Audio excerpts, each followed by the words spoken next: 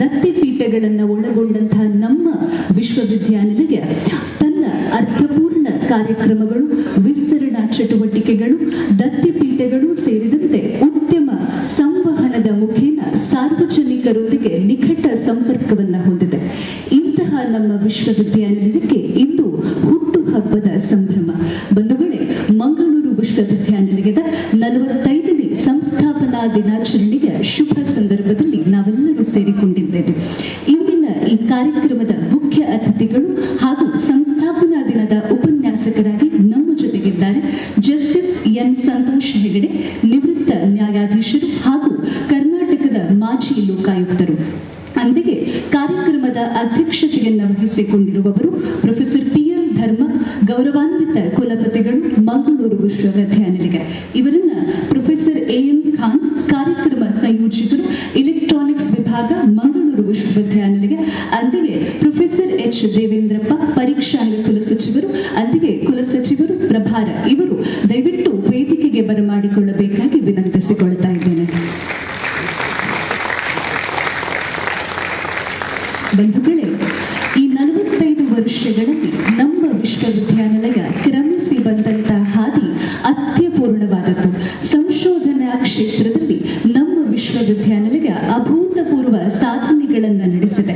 ಮೈಕ್ರೋಟ್ರಾನ್ centre for application of radioscope and radiation technology, centre for advanced research in environmental radio activity, university science instrumentation centre, promotion of university research and scientific excellence, PURSE laboratory, ಹಾಗೆಯೇ NMR laboratory ಸೇರಿದಂತೆ ಸಂಶೋಧನಾ ಸೂಚ್ಯಂಕ H ಇಂಡೆಕ್ಸ್ನಲ್ಲಿ 92ನೇ ಸ್ಥಾನವನ್ನು ಪಡೆದುಕೊಂಡಂತಹ ಹೆಮ್ಮೆ ನಮ್ಮ ಮಂಗಳೂರು ವಿಶ್ವವಿದ್ಯಾನಿಲಯದ್ದು.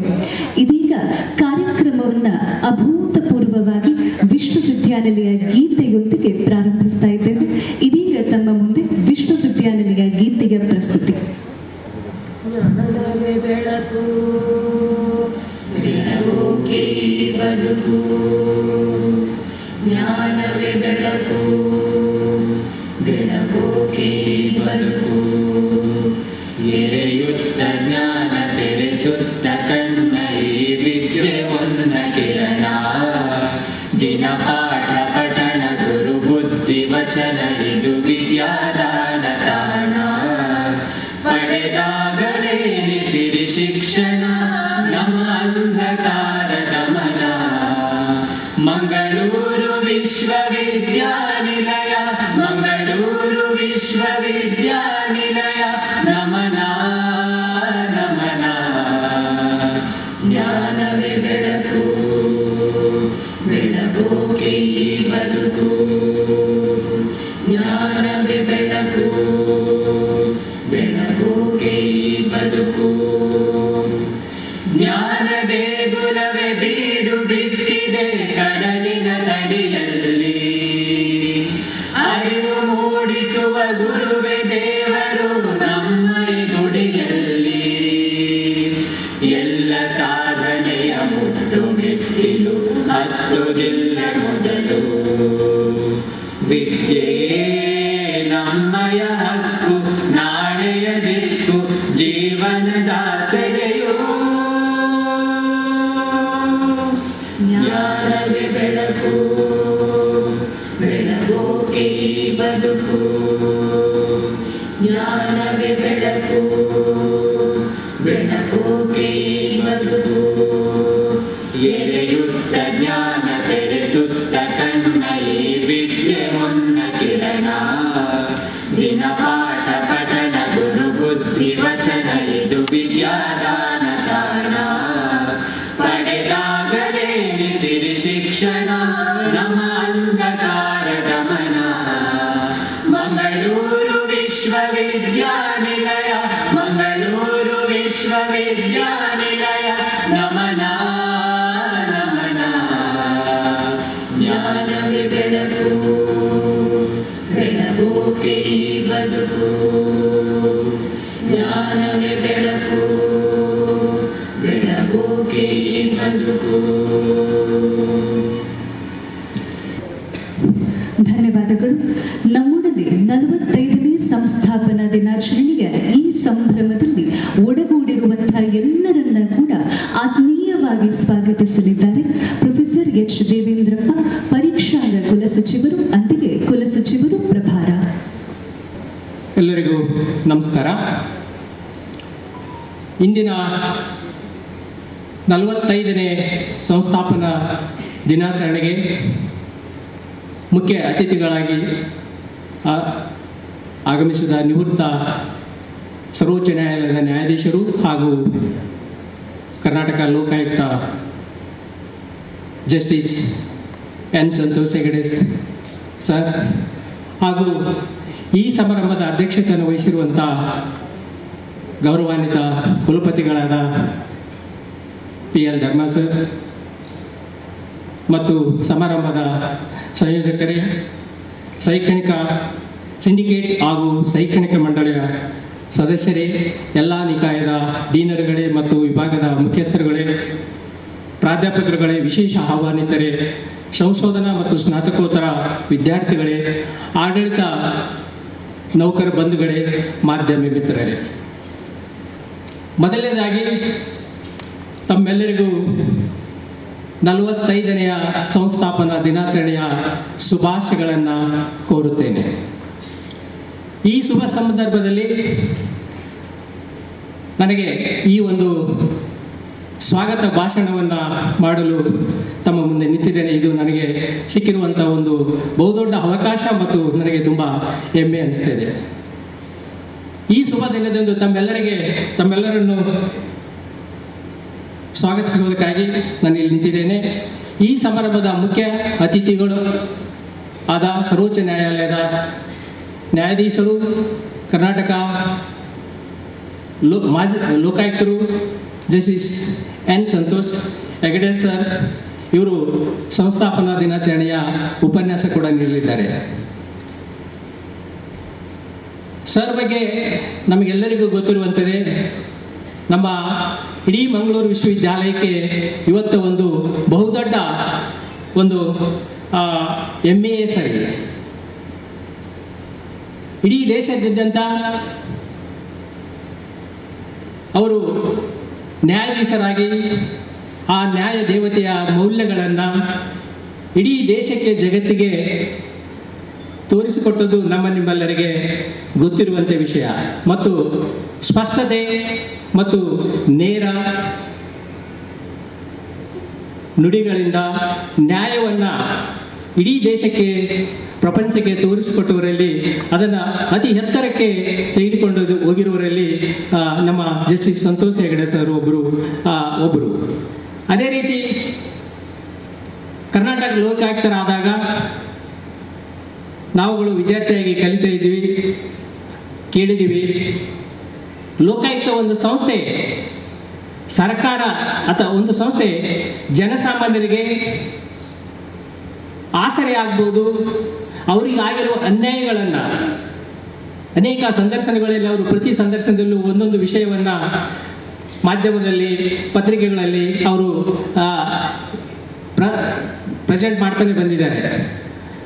ಆ ಒಂದು ಸಂಸ್ಥೆಯನ್ನು ಜನಸಾಮಾನ್ಯರಿಗೆ ನ್ಯಾಯ ಸಿಗೋದಕ್ಕಾಗಿ ಇದೆ ಅನ್ನುವಂಥ ಲೋಕಾಯುಕ್ತವನ್ನು ಇಡೀ ಕರ್ನಾಟಕ ರಾಜ್ಯಕ್ಕೆ ಎತ್ತಿ ತೋರಿಸಿ, ಅವರ ಸಮಯದಲ್ಲೇ ಲೋಕಾಯುಕ್ತ ಇದೆ ಅನ್ನುವುದು ಗೊತ್ತಾಗಿರುವುದು ಬಹಳ ಹೆಮ್ಮೆಯ ವಿಷಯ. ಇಂಥ ಮಹಾನ್ ವ್ಯಕ್ತಿ, ಅದು ಈ ತುಳುನಾಡಿನ ದಕ್ಷಿಣ ಕನ್ನಡ ಜಿಲ್ಲೆಯವರಂತ ಹೇಳ್ಕೊಳ್ಳೋಕ್ಕೆ ತುಂಬ ಹೆಮ್ಮೆ ಅನಿಸ್ತಾ ಇದೆ. ಅಂತ ಒಬ್ಬ ನ್ಯಾಯ ದೇವತೆಯ ಆರಾಧಕರು, ಅತಿ ಎತ್ತರದ ವ್ಯಕ್ತಿತ್ವವನ್ನು ಹೊಂದಿರುವಂತಹ justice N Santosh Hegde sir ಅವರು ಇವತ್ತು ನಮ್ಮ ಸಮಾರಂಭಕ್ಕೆ ಮುಖ್ಯ ಅತಿಥಿಗಳು ಆಗಿ ಬಂದಿರುವುದು ನಿಮ್ಮೆಲ್ಲರ ಒಂದು ದೊಡ್ಡ ಅದೃಷ್ಟವೇ ಸರಿ ಅಂತ ನಾನು ಭಾವಿಸುತ್ತಾ, ಸರ್ ತಮಗೆ ಮಂಗಳೂರು ವಿಶ್ವವಿದ್ಯಾಲಯ ವತಿಯಿಂದ ನನ್ನ ವೈಯಕ್ತಿಕವಾಗಿ ಗೌರವಪೂರ್ವಕವಾದ ವಂದನೆಗಳ ಸ್ವಾಗತವನ್ನು ತಮಗೆ ಬಯಸುತ್ತೇನೆ ಸರ್.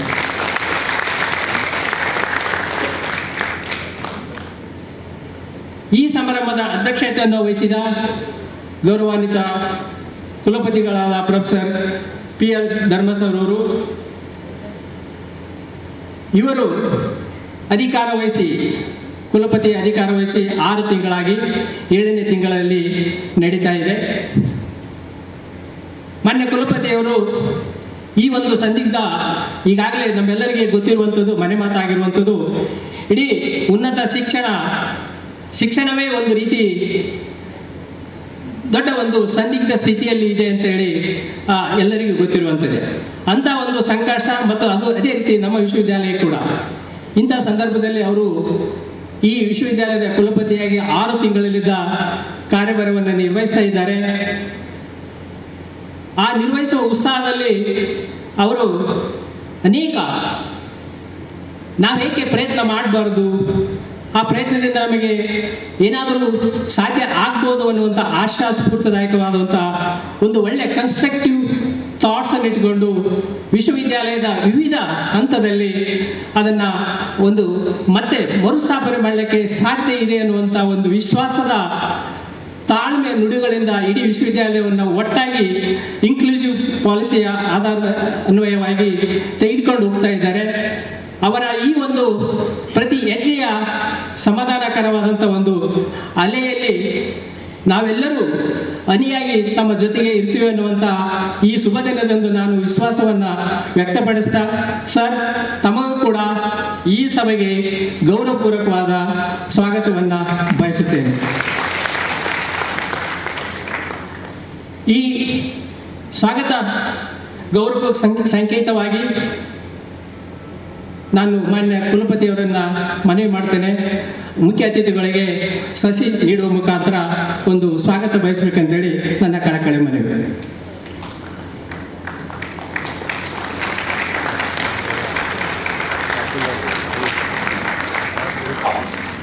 ತುಂಬ ಧನ್ಯವಾದಗಳು ಸರ್.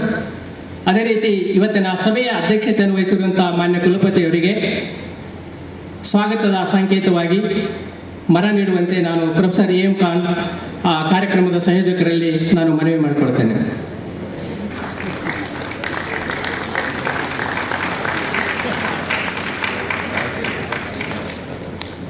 Thank you sir. ಈ ಸಭೆಯಲ್ಲಿ ನಮ್ಮ ಕುಲಪತಿಯವರ ಧರ್ಮಪತ್ನಿಯವರು ಕೂಡ ಇದ್ದಾರೆ. ಮೇಡಮ್, ತಮಗೂ ಕೂಡ ಈ ಸಮಾರಂಭಕ್ಕೆ ತುಂಬು ಹೃದಯದ ಸ್ವಾಗತ. ಈ ವೇದಿಕೆ ಮೇಲೆ ಕಾರ್ಯಕ್ರಮದ ಸಂಯೋಜಕರು ಇದ್ದಾರೆ, ಅವರಿಗೂ ಕೂಡ ನಾನು ತುಂಬು ಹೃದಯದ ಸ್ವಾಗತವನ್ನು ಬಯಸುತ್ತೇನೆ. ಈ ಸಮಾರಂಭದಲ್ಲಿ ಭಾಗವಹಿಸಿರುವ ಮಾನ್ಯ ಸಿಂಡಿಕೇಟ್ ಶೈಕ್ಷಣಿಕ ಮಂಡಳ ಸದಸ್ಯರುಗಳಿಗೆ ವಿಶ್ವವಿದ್ಯಾಲಯ ಪರವಾಗಿ ನನ್ನ ವೈಯಕ್ತಿಕವಾಗಿ ತುಂಬು ಹೃದಯದ ಸ್ವಾಗತವನ್ನು ಬಯಸುತ್ತೇನೆ. ಮತ್ತು ಈ ಕಾರ್ಯಕ್ರಮದ ಭಾಗವಾಗಿ ಎಲ್ಲವನ್ನು ಆಯೋಜನೆಯಲ್ಲಿ ತೊಡಗಿಕೊಂಡು ಇವತ್ತಿನ ದಿನ ನಾವು ಇಲ್ಲಿ ನಿಂತಿದ್ದೇವೆ. ಇದಕ್ಕೆ ಕಾರಣಕರ್ತರಾದಂಥ ಎಲ್ಲ ನಮ್ಮ ನಿಕಾಯದ ಡೀನರ್ಗಳು, ವಿಭಾಗದ ಮುಖ್ಯಸ್ಥರುಗಳಿಗೆ, ಪ್ರಾಧ್ಯಾಪಕರುಗಳಿಗೆ, ವಿಶೇಷ ಆಹ್ವಾನಿತರಿಗೆ ಮಂಗಳೂರು ವಿಶ್ವವಿದ್ಯಾಲಯ ವತಿಯಿಂದ ನನ್ನ ವೈಯಕ್ತಿಕವಾಗಿ ಹೃದಯಪೂರ್ವಕ ಸ್ವಾಗತವನ್ನು ಬಯಸುತ್ತೇನೆ. ಅದೇ ರೀತಿ ಈ ಸಮಾರಂಭದಲ್ಲಿ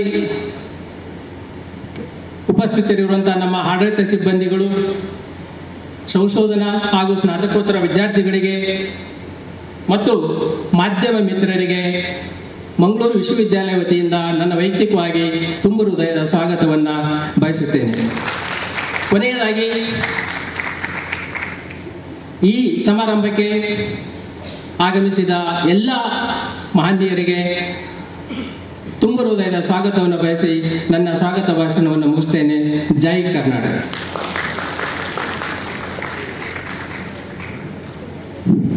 ನಮ್ಮೆಲ್ಲರನ್ನ ಆತ್ಮೀಯವಾಗಿ ಸ್ವಾಗತಿಸಿದ ತಮಗೂ ಪ್ರೀತಿಪೂರ್ವಕ ಸ್ವಾಗತಗಳು ಸರ್. ಬಂಧುಗಳೇ, ಇಂದಿನ ಸಂಸ್ಥಾಪನಾ ದಿನಾಚರಣೆಯ ಶುಭ ಗಳಿಗೆಯಲ್ಲಿ ಈ ಸಭಾಂಗಣದಲ್ಲಿ ಪ್ರಜ್ವಲಿಸುವಂತಹ ಜ್ಞಾನ ಜ್ಯೋತಿ ನಮ್ಮೆಲ್ಲರ ಮನದೊಳಗಿನ ಅಂಧಕಾರವನ್ನು ತೊಲಗಿಸಿ ಸುಜ್ಞಾನ ದೀಪ್ತಿಯಾಗಿ ಬೆಳಗಲಿ ಎಂಬ ಸದಾಶಯದೊಂದಿಗೆ ಇದೀಗ ದೀಪ ಪ್ರಜ್ವಲನೆಯ ಮುಖೇನ ಕಾರ್ಯಕ್ರಮಕ್ಕೆ ವಿದ್ಯುಕ್ತವಾಗಿ ಚಾಲನೆಯನ್ನು ನೀಡಬೇಕಾಗಿ ಇಂದಿನ ಮುಖ್ಯ ಅತಿಥಿಗಳಾದ ಜಸ್ಟಿಸ್ ಎನ್ ಸಂತೋಷ್ ಹೆಗಡೆ ಇವರಲ್ಲಿ ವಿನಂತಿಸಿಕೊಳ್ತಾ ಇದ್ದೇನೆ. ಅಂತೆಯೇ ವೇದಿಕೆಯಲ್ಲಿರುವಂತಹ ಎಲ್ಲ ಗಣ್ಯರು ಕೂಡ ಇವರ ಜೊತೆಯಾಗಬೇಕಾಗಿ ವಿನಂತಿ.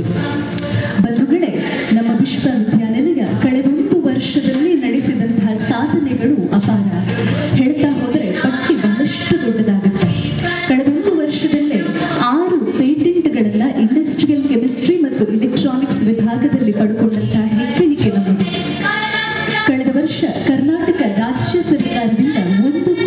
ರೂಪಾಯಿಗಳ ಅಭಿವೃದ್ಧಿ ಅನುದಾನವನ್ನು ಪಡೆದುಕೊಂಡಂತಹ ಹಿರಿಮೆ ನಮ್ಮ ವಿಶ್ವವಿದ್ಯಾನಿಲಯಕ್ಕೆ ಸಲ್ಲಬೇಕು. ಕಳೆದ ವರ್ಷ 2 ಕೋಟಿ ರೂಪಾಯಿಗಳಷ್ಟು ಸಂಶೋಧನಾ ಅನುದಾನವನ್ನು department of science and technology, DST Fist, DST serve, NPCIL, BGST ಸೇರಿದಂತೆ ಮುಂತಾದವುಗಳನ್ನು ಪಡೆದುಕೊಂಡಿದ್ದೇವೆ. ಹಾಗೆಯೇ UG ಮತ್ತು PG ಪರೀಕ್ಷೆಯ ಫಲಿತಾಂಶಗಳನ್ನು ತ್ವರಿತಗತಿಯಲ್ಲಿ ಪ್ರಕಟಿಸುವ ಮುಖೇನ ವಿದ್ಯಾರ್ಥಿ ಸ್ನೇಹಿ ಆಡಳಿತಕ್ಕೆ ಸಾಕ್ಷಿ ಅನ್ನುವ ಹಾಗೆ ದಕ್ಷ ಆಡಳಿತದ ಮೂಲಕ ಹೆಸರುವಾಸಿಯಾದಂತಹ ಸಂಸ್ಥೆ ನಮ್ಮ ಮಂಗಳೂರು ವಿಶ್ವವಿದ್ಯಾನಿಲಯ.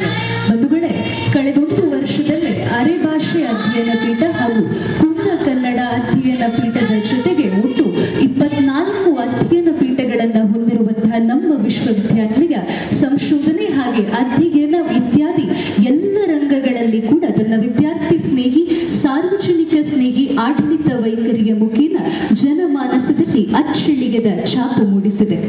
ಬಂಧುಗಳೇ, ಕಾರ್ಯಕ್ರಮವನ್ನು ತಮ್ಮ ಅಮೃತ ಹಸ್ತದೊಂದಿಗೆ ಉದ್ಘಾಟಿಸಿದಂತಹ ನಮ್ಮ ಮುಖ್ಯ ಅತಿಥಿಗಳಾಗಿರುವ ಜಸ್ಟಿಸ್ ಎನ್ ಸಂತೋಷ್ ಹೆಗಡೆ ಇವರ ಕುರಿತಾದಂತಹ ಕಿರು ಪರಿಚಯ ಇದೀಗ ತಮ್ಮ ಮುಂದೆ professor Parinita, dean of faculty, ಕಲಾ ವಿಭಾಗ ಇವರಿಂದ. Good morning, everybody. I have been assigned the very difficult task of introducing our chief guest, Justice Santosh Hegde. I say difficult because Justice Santosh Hegde has had such an illustrious professional life, and his actions have been recorded in the newspapers, in the public sphere, that anything that I'm going to say today will be just a repetition of what you already know. Therefore, I will give you a brief introduction to him, which I'm sure many of you who belong to my generation would already be familiar with. But I hope for the younger generation of students who are here, it will be something new and something that is very inspiring. Justice Santosh Hegde was born on 16th June 1940 in Nitte, Udupi district, to former Judge of Supreme Court and Speaker of the Lok Sabha, Justice K.S. Hegde and Meenakshi Hegde. He had his early education at St. Aloysius College, Mangalore and Madras Christian College. He completed his intermediate examination from St. Joseph's College, Bangalore, and BSc degree from Central College, Bangalore. Justice Hegde graduated with the law degree from Government Law College, Bangalore in 1965. After completing his graduation in law, he joined the bar in January 1966. Justice Hegde was appointed as the Advocate General of Karnataka in February 1984 and continued in that position till 1988. Justice Hegde was appointed as Additional Solicitor General of India in November 1989 and held that office for 11 months, and he was the first person to be so appointed from Karnataka. In November 1998, he was appointed as Solicitor General of India, and incidentally, he is the only person to be so appointed from Karnataka so far. After retirement from the Supreme Court in June 2005, Justice Hegde was appointed as Chairperson, Telecom Dispute Settlement Appellate Tribunal, New Delhi in July 2005 and functioned in that position till August 2006. He was appointed Lokayukta of Karnataka State from August 2006 for a 5-year term. During his tenure, the Lokayukta exposed major irregularities in mines in Karnataka. Justice Hegde expressed concern about illegal mining, which had deep repercussions for the ecology and economy of the state. A report submitted by the Lokayukta uncovered major violations and systemic corruptions in iron ore mining. There were violations in the allowed geography, encroachment of forest land, massive underpayment of state mining royalties relative to the market price of iron ore, and systematic starvation of government mining entities. The damage to public interest was so serious that he recommended banning all exports of iron ore and limiting iron ore production for captive production of iron and steel. Justice Hegde retired as Lokayukta of Karnataka on 2nd August 2011. Subsequently, he joined the anti-corruption movement launched by Anna Hazare in 2011 as a core member of Team Anna. In August 2012, he left Team Anna and refused to be part of it after the team decided to go political. Justice Santosh Hegde has been confirmed with many awards. He was conferred Honorary Doctorate of Law by the University of Mangalore in 2005, by the Karnataka State Open University Mysore in 2009, by Tumkur University in 2010, Karnataka Law University in 2011, Alliance University Bangalore in 2011, and by NITTE deemed to be University in 2023. He was awarded the NDTV Indian of the Year in 2010. He received the Nadoja Award for from Hampi Kannada University in 2016. I'm sure I've left out many of the other awards that he has already received. He has donated the cash prize received from these awards, amounting to more than 1 crore rupees to various social organizations. And I think this is something that cannot be given an award. This is the information we get on Justice Hegde from the many biographical sketches available on him on the internet. Most of them end in the year 2011, the year in which he retired from the Lokayukta. This is the year in which his extraordinary professional life came to an end. It was extraordinary because he cracked the seams of his professional limits and reached out to the most marginalized in his society and made them the beneficiaries of the power that was vested in his position. What Justice Hegde has been doing after his retirement has been equally extraordinary and deeply inspiring. He has been traveling around the country, speaking to students and the youth of this country. From what he said this morning, he has visited 1,823 educational institutions up to now. One of the more recent of his lectures was given at the Indian Institute of Management, Bangalore. On the 10th of July 2023, he delivered the 5th lecture of the CPP Foundation Day lecture series on the topic, Decline in Social Value in the Society and Its Consequences. I would like to give a brief insight into what he said, or I would like to quote what he said in order for us to know something that is beyond and something that is deeper than the biographical sketches of him that are available on internet. In this lecture, he says that we have to cherish and live by 2 fundamental values, namely contentment or tripti and humanism or manaviyate. According to him, tripti is being content with what you legitimately have, and manaviyate is the humanism introduced to us by our elders for peace and solidarity in our society. The 2 fundamental tenets of humanism, he says, are accepting every religion as being as good as your own religion and confining your religion and your language to your home. He ends his speech with a passionate plea, I quote, "Please, for the sake of the nation, for our own benefit of peace and solidarity, let us inculcate these 2 values and practice it." I will end this introduction by quoting from an interview that Justice Santosh Hegde gave on 29 April 2023 for the News Click, an online video news network, where he further expands on these 2 values. At one point in the interview, the interviewer, Paranjoy Guha Thakurta, asked Justice Hegde, "Aren't you being excessively idealistic? I mean, can we hope to live in a world completely free of corruption, where every person in politics is a sadhu or a saint? I mean, we can't be. Don't we have to look at lessening corruption? And what is the role that individuals like you and civil society have to play in this?" And Justice Hegde answers it this way. I quote again, "Let me tell you, I have tried to analyze corruption and the cause of corruption very much, but I couldn't find a really good ground for that. Now, according to me, people who are indulging in corruption are not afraid of the law. And the judicial system in India supports that with delays. People don't get convicted up till about 35 or 40 years, and all because of the hierarchy of courts that we have. There is no medicine for controlling greed, no known medicine for controlling greed. With that background, according to me, unless social thinking is changed, there is no way you can fight corruption. When I was young, if a person was sent to jail in my village, my parents used to tell me, don't go near that house. There was a social boycott of people who committed the crime. People go to jail, they are not acquitted, they take bail and come out. Hundreds and thousands of people go to the airport to receive such a person and bring him in a procession shouting slogans in his favor. It could be criminal cases of murder, it could be rape, it could be corruption cases and all. But today, how many political leaders of different parties are out on bail? Just trying to find out. When Thakurta tells Justice Hegde that close to half or almost half the elected representatives in the parliament and in most state legislative assemblies have serious charges against him, Justice Hegde answers, again I quote, "Why is this happening? Because society does not think that being corrupt is being wrong. You have got to change that attitude. I have been to more than 1,600 educational institutions to interact with the youth of this country and tell them to inculcate just two values. One is contentment in life, the other is humanism. If you have contentment, it controls greed.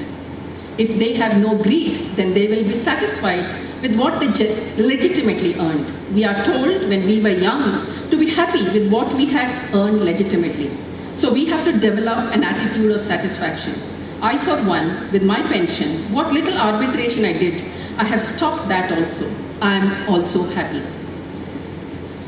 Sir, we look forward to listening to you speak on these values because we too believe that they are of fundamental importance to the future of a humane and a democratic society. I welcome you, sir, and look forward to listening to you.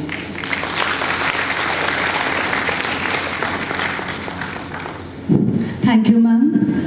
ಬಂಧುಗಳೇ, ತಮ್ಮ ದಕ್ಷತೆ ಹಾಗೂ ಪ್ರಾಮಾಣಿಕತೆಗೆ ಪ್ರತೀಕವಾಗಿ ನಮಗೆಲ್ಲರಿಗೂ ಆದರ್ಶಪ್ರಾಯರಾಗಿರುವಂತಹ ಇಂದಿನ ಮುಖ್ಯ ಅತಿಥಿಗಳು ಹಾಗೂ ಸಂಸ್ಥಾಪನಾ ದಿನದ ಉಪನ್ಯಾಸಕರಾದ ಜಸ್ಟಿಸ್ ಎನ್ ಸಂತೋಷ್ ಹೆಗಡೆ ಇವರನ್ನ ಗೌರವಯುತವಾಗಿ ಸನ್ಮಾನಿಸುವಂತಹ ಒಂದು ಪುಟ್ಟ ಕಾರ್ಯಕ್ರಮಕ್ಕೆ ನಾವೆಲ್ಲರೂ ಈಗ ಸಾಕ್ಷಿಯಾಗ್ತೇವೆ. ಗೌರವಾನ್ವಿತ ಕುಲಪತಿಗಳು ಹಾಗೆ ವೇದಿಕೆಯಲ್ಲಿರುವಂತಹ ಎಲ್ಲ ಗಣ್ಯರು ಕೂಡ ಜಸ್ಟಿಸ್ ಎನ್ ಸಂತೋಷ್ ಹೆಗಡೆ ನಿವೃತ್ತ ನ್ಯಾಯಾಧೀಶರು ಹಾಗೂ ಕರ್ನಾಟಕದ ಮಾಜಿ ಲೋಕಾಯುಕ್ತರು ಇವರನ್ನ ಸನ್ಮಾನಿಸಬೇಕಾಗಿ ವಿನಂತಿಸಿಕೊಳ್ತಾ ಇದ್ದೇನೆ.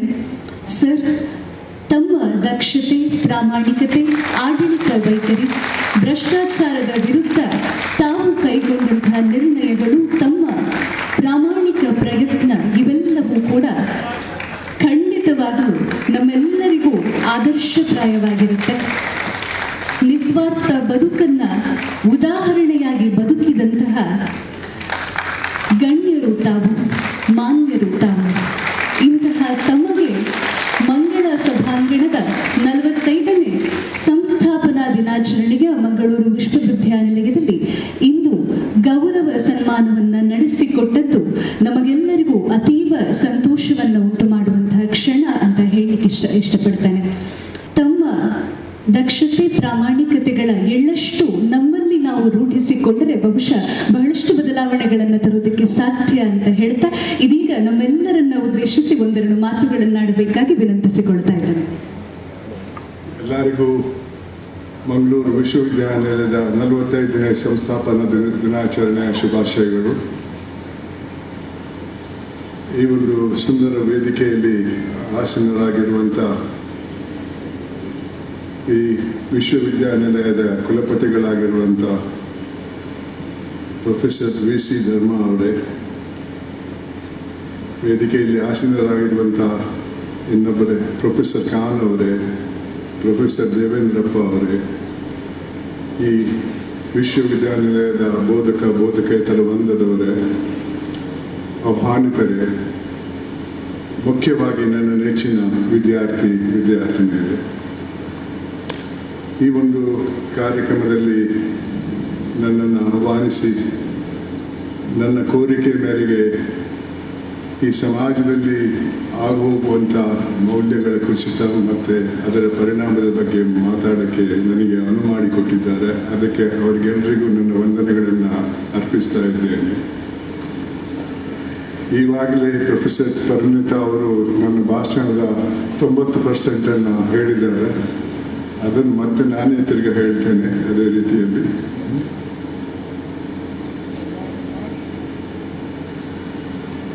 ನಮ್ಮ ದೇಶಕ್ಕೆ ಸ್ವಾತಂತ್ರ್ಯ ಸಿಗ್ತಾ ಇದೆ ಅನ್ನೋ ಹಿನ್ನೆಲೆಯಲ್ಲಿ ನಮ್ಮ ಹಿರಿಯರು ಒಂದು ಸಂಸ್ಥೆಯನ್ನು ಸ್ಥಾಪನೆ ಮಾಡ್ತಾರೆ.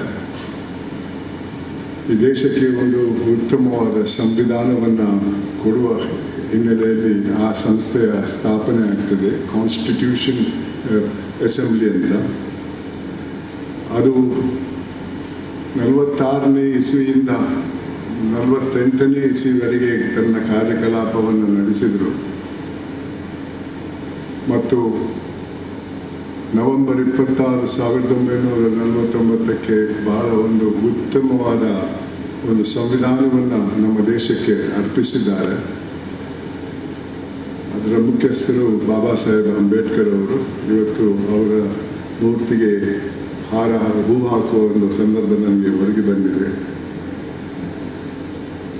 ಅದರಲ್ಲಿ ನಮ್ಮ ದೇಶಕ್ಕೆ ಆಡಳಿತ ಮಾಡೋಕ್ಕೆ 3 ಸ್ತಂಭಗಳನ್ನು ಸ್ಥಾಪನೆ ಮಾಡಿದರು: ಕಾರ್ಯಾಂಗ, ಶಾಸಕಾಂಗ, ನ್ಯಾಯಾಂಗ. ಆ ಸಭೆಯಲ್ಲಿ ನಡೆದಂಥ ಚರ್ಚೆಯಲ್ಲಿ ಆ ಸಂಸ್ಥೆಯ ಸದಸ್ಯರು ಮುಂದೆ ದೇಶದ ಆಡಳಿತ ಯಾವ ರೀತಿ ಇರಬೇಕನ್ನುವ ಹಿನ್ನೆಲೆಯಲ್ಲಿ ತಮ್ಮ ಅನಿಸಿಕೆಗಳನ್ನು ಸಭೆಯ ಮುಂದೆ ಇಟ್ಟಿದ್ದರು. ಅದರಲ್ಲಿ ಯಾವ ವಿವಾದವೂ ಕೂಡ ಇರಲಿಲ್ಲ. ಈ ಒಂದು ದೇಶ ಅತಿ ಉತ್ತಮವಾದ ದೇಶ ಆಗಬೇಕು, ಅದು ಜನಪ್ರಿಯ ದೇಶ ಆಗಿರಬೇಕು, ಜನರ ಆಡಳಿತ ಆಗಿರಬೇಕು ಅನ್ನೋದು ಬಹಳ ಮುಖ್ಯವಾಗಿ ವಿವರಿಸಿದ್ದಾರೆ. ಜಾತ್ಯತೀತ ದೇಶ ಕೂಡ ಆಗಬೇಕಂತ ತದನಂತರ ಒಂದು ಅಮೆಂಡ್ಮೆಂಟ್ ಮಾಡಿ ಅದನ್ನು ಕೂಡ ಸೇರಿಸಿದ್ದಾರೆ. ಅಲ್ಲಿ ನಡೆದಂಥ ಕೆಲವು ವಿಚಾರಗಳನ್ನು ಮುಂದೆ ನಾನು ಇಡಬಯಸ್ತೇನೆ. ಶಾಸಕಾಂಗದ ಸ್ಥಾಪನೆ ಆಗುವಾಗ ನಮ್ಮ ಹಿರಿಯರು ಹೇಳ್ತಾರೆ, ನಾವು ಒಂದು ಜಾತ್ಯತೀತ ದೇಶ, ಪ್ರಜಾಪ್ರಭುತ್ವದ ದೇಶ ಆಗಬೇಕು ಅಂತ. ಆವತ್ತು ಪ್ರಜಾಪ್ರಭುತ್ವದ ಅರ್ಥ ಜನರಿಗಾಗಿ ಜನರ ಸರಕಾರ ಅಂತ ಇತ್ತು. ಇವತ್ತು ಏನಾಗಿದೆ ಅಂತ ನಾನು ನಿಮಗೆ ಆಮೇಲೆ ತಿಳಿಸಬಯಸ್ತೇನೆ. ಆದರೆ ಆವತ್ತು ಆ ಸದಸ್ಯರ ಮನಸ್ಸಲ್ಲಿದ್ದಂಥ ವಿಚಾರಗಳು ಏನೆಂದರೆ, ಈ ದೇಶ ಒಂದು ಜಾತ್ಯತೀತ ದೇಶ, ಒಂದು ಪ್ರಜಾಪ್ರಭುತ್ವ. ಆ ಪ್ರಜಾಪ್ರಭುತ್ವದ ಅರ್ಥ ಅಂದು ಜನರಿಂದ ಜನರಿಗಾಗಿ ಜನರ ಸರಕಾರ ಆಗಬೇಕಿದೆ. ಅಂತಹ ಒಂದು ಉತ್ತಮವಾದ ಯೋಚನೆ ಅಂದು ಇತ್ತು ಜನರಲ್ಲಿ, ಸದಸ್ಯರಲ್ಲಿ. ಶಾಸಕಾಂಗದ ಸ್ಥಾಪನೆ ಆಗುವಾಗ ಬಾಬಾ ಸಾಹೇಬ್ ಅಂಬೇಡ್ಕರ್ ಹೇಳ್ತಾರೆ, ಈ ಸಂಸ್ಥೆಗೆ ಮುಂದೆ ಬರುವಂಥ ವ್ಯಕ್ತಿಗಳಿಗೆ ಒಂದಿಷ್ಟು ವಿದ್ಯಾ ಅರ್ಹತೆ ಬೇಕು. ಯಾಕೆಂದರೆ ಅವರ ಕರ್ತವ್ಯ ಈ ದೇಶಕ್ಕೆ ಒಂದು ಉತ್ತಮವಾದ ಕಾನೂನನ್ನು ಮಾಡುವುದು. ಆ ಕಾನೂನಿನ ಪ್ರತಿಕ್ರಿಯೆ ಏನು ಅನ್ನೋದನ್ನು ಅರ್ಥ ಮಾಡಿಕೊಳ್ಬೇಕಾದ್ರೆ ಅದಕ್ಕೆ ಸ್ವಲ್ಪ ವಿದ್ಯಾ ಅರ್ಹತೆ ಬೇಕಂತ ಗಂಭೀರವಾಗಿ ಚರ್ಚೆ ಮಾಡ್ತಾರೆ. ಹಲವಾರು ಸದಸ್ಯರು ಕೂಡ ಬಾಬಾ ಸಾಹೇಬ್ ಅಂಬೇಡ್ಕರ್ ಅವರ ಸಲಹೆಯನ್ನು ಒಪ್ಕೊಳ್ತಾರೆ. ಬರೀ ಒಬ್ಬ ಭಾರತದ ಪ್ರಜೆಯಾಗಿರುವುದು ಮಾತ್ರ ಸಾಲದು, ಸ್ವಲ್ಪ ವಿದ್ಯಾ ಅರ್ಹತೆ ಬೇಕಂತ ಚರ್ಚೆ ಮಾಡ್ತಾರೆ. ಆವಾಗ ಒಬ್ಬ ಸದಸ್ಯರು ಅದನ್ನು ವಿರೋಧಿಸ್ತಾರೆ. ಅವ್ರು ಹೇಳ್ತಾರೆ, ಇತ್ತೀಚೆಗೆ ನಾವು ಪ್ರಜಾಪ್ರಭುತ್ವವನ್ನು ರಾಜನೀತಿಯನ್ನು ಅಳವಡಿಸಿದ್ದೇವೆ ಈ ದೇಶಕ್ಕೆ. ನೀವೇ ಹೇಳಿದ್ರಿ ಪ್ರಜಾಪ್ರಭುತ್ವದ ಅರ್ಥ ಜನರಿಂದ ಜನರಿಗಾಗಿ ಜನರ ಸರಕಾರ ಅಂತ. ಇವತ್ತು ಸ್ವಾಮಿ, ಅಂದರೆ 1945-46ನೇ ಇಸ್ವಿಯಲ್ಲಿ ಈ ದೇಶದ ಜನಸಂಖ್ಯೆಯಲ್ಲಿ 40 ಕೋಟಿ ಜನಸಂಖ್ಯೆಯಲ್ಲಿ 80% ಜನರಿಗೆ ಯಾವ ವಿದ್ಯಾ ಅರ್ಹತೆಯೂ ಇಲ್ಲ. ಸ್ವಾಮಿ, ವಿದ್ಯಾ ಅರ್ಹತೆಯನ್ನು ನೀವು ಅಳವಡಿಸಿದರೆ 20% ವಿದ್ಯಾವಂತರು ಮಾತ್ರ ಈ ಸಂಸ್ಥೆಗೆ ಬರೋಕ್ಕೆ ಸಾಧ್ಯವಿದೆ. ಆದ್ದರಿಂದ ಇದು ಪ್ರಜಾಪ್ರಭುತ್ವ ಅಂತ ಹೇಳಬಹುದೇ ಅಂತ ಒಂದು ಪ್ರಶ್ನೆ ಕೇಳ್ತಾರೆ. ಅದನ್ನು ಕೇಳಿದ ನಂತರ ಬಾಬಾ ಸಾಹೇಬ್ ಅಂಬೇಡ್ಕರ್ ಹೇಳ್ತಾರೆ, ನಿಜ, ಪ್ರತಿಯೊಬ್ಬರಿಗೂ ಈ ದೇಶದ ಪ್ರಜೆಗಳಿಗೆ ಈ ಸಭೆಯಲ್ಲಿ ಬರುವಂಥ ಒಂದು ದಾರಿ ಇರಬೇಕು, ವಿದ್ಯಾ ಅರ್ಹತೆ ಬೇಡ, ಮುಂದಕ್ಕೆ ನೋಡೋಣ ಅಂತ ಹೇಳಿಬಿಟ್ಟು ಆ ಒಂದು ಕಂಡೀಷನನ್ನು ತೆಗೆದಾಕ್ತಾರೆ. ಇವತ್ತಿಗೂ ಕೂಡ ಭಾರತದ ರಾಷ್ಟ್ರಪತಿ ಆಗಬೇಕಾದ್ರೆ, ಪ್ರಧಾನಮಂತ್ರಿ ಆಗಬೇಕಾದ್ರೆ, ಕ್ಯಾಬಿನೆಟ್ ಸೆಕ್ರೆಟರಿ ಆಗಬೇಕಾದ್ರೆ ಯಾವ ವಿದ್ಯಾ ಅರ್ಹತೆಯೂ ಬೇಡ. ಇವತ್ತಂತೂ 80-85% ಜನರಿಗೆ ವಿದ್ಯಾ ಅರ್ಹತೆ ಇದೆ. ಆದರೆ ಅವರು ಕೂಡ ಏನು ಮಾಡುವುದರ ಬಗ್ಗೆ ಸ್ವಲ್ಪ ನಿಮಗೆ ಮಾಹಿತಿ ನಾನು ಕೊಡ್ತೇನೆ. ಇದೇ ಸಂವಿಧಾನವನ್ನು ತಯಾರು ಮಾಡುವಾಗ ಒಬ್ಬ ಹಿರಿಯ ಸದಸ್ಯರು ಒಂದು ಸಲಹೆ ಕೊಡ್ತಾರೆ. ಮುಂದೆ ಚುನಾವಣೆಗೆ ನಿಲ್ಲುವಂತಹ ವ್ಯಕ್ತಿಗಳ ಹಿನ್ನೆಲೆಯನ್ನು ನಾವು ಅರಿತುಕೊಳ್ಬೇಕು. ಅವರು ಯಾವ ರೀತಿ ತಮ್ಮ ಜೀವನದಲ್ಲಿ ನಡೆದುಕೊಂಡು ಬಂದಿದ್ದಾರೆ ಅನ್ನೋ ಮಾಹಿತಿ ಮತದಾರರಿಗೆ ಇರಬೇಕು. ಅದಕ್ಕಾಗಿ ಅವರಿಗೆ ಏನಾದರೂ ಶಿಕ್ಷೆ ಆಗಿದ್ದರೆ ಅಥವಾ ಇನ್ಯಾವುದೇ ರೀತಿಯಲ್ಲಿ ಅವರು ಈ ಸಭೆಗೆ ಬರೋಕ್ಕೆ ಅರ್ಹರಲ್ಲದಿದ್ದರೆ ಅದು ಮತದಾರರಿಗೆ ತಿಳಿಬೇಕು ಅನ್ನೋ ಹಿನ್ನೆಲೆಯಲ್ಲಿ ಒಂದು ದೊಡ್ಡ ಪಟ್ಟಿಯನ್ನೇ ಕೊಡ್ತಾರೆ. ಅದನ್ನು ಆ ಸಭೆ ಒಪ್ಪಿಕೊಳ್ತದೆ. ಸಭೆಗೆ ಬರುವವರು ಪ್ರಾಮಾಣಿಕರಾಗಿರಬೇಕು. ಸಭೆಯಲ್ಲಿ ಭಾಗವಹಿಸುವಂತಹ ಶಕ್ತಿ ಅವರಿಗೆ ಇರಬೇಕು. ಮತ್ತೆ ಅವರು ಇತರರಿಗೆ ಮಾದರಿ ಆಗಬೇಕನ್ನುವ ಹಿನ್ನೆಲೆಯಲ್ಲಿ ಅದನ್ನು ಒಪ್ಪಿಕೊಳ್ತಾರೆ. ತದನಂತರ ಆ ಸ್ತಂಭಗಳ ಸ್ಥಾಪನೆ ಆಗ್ತದೆ.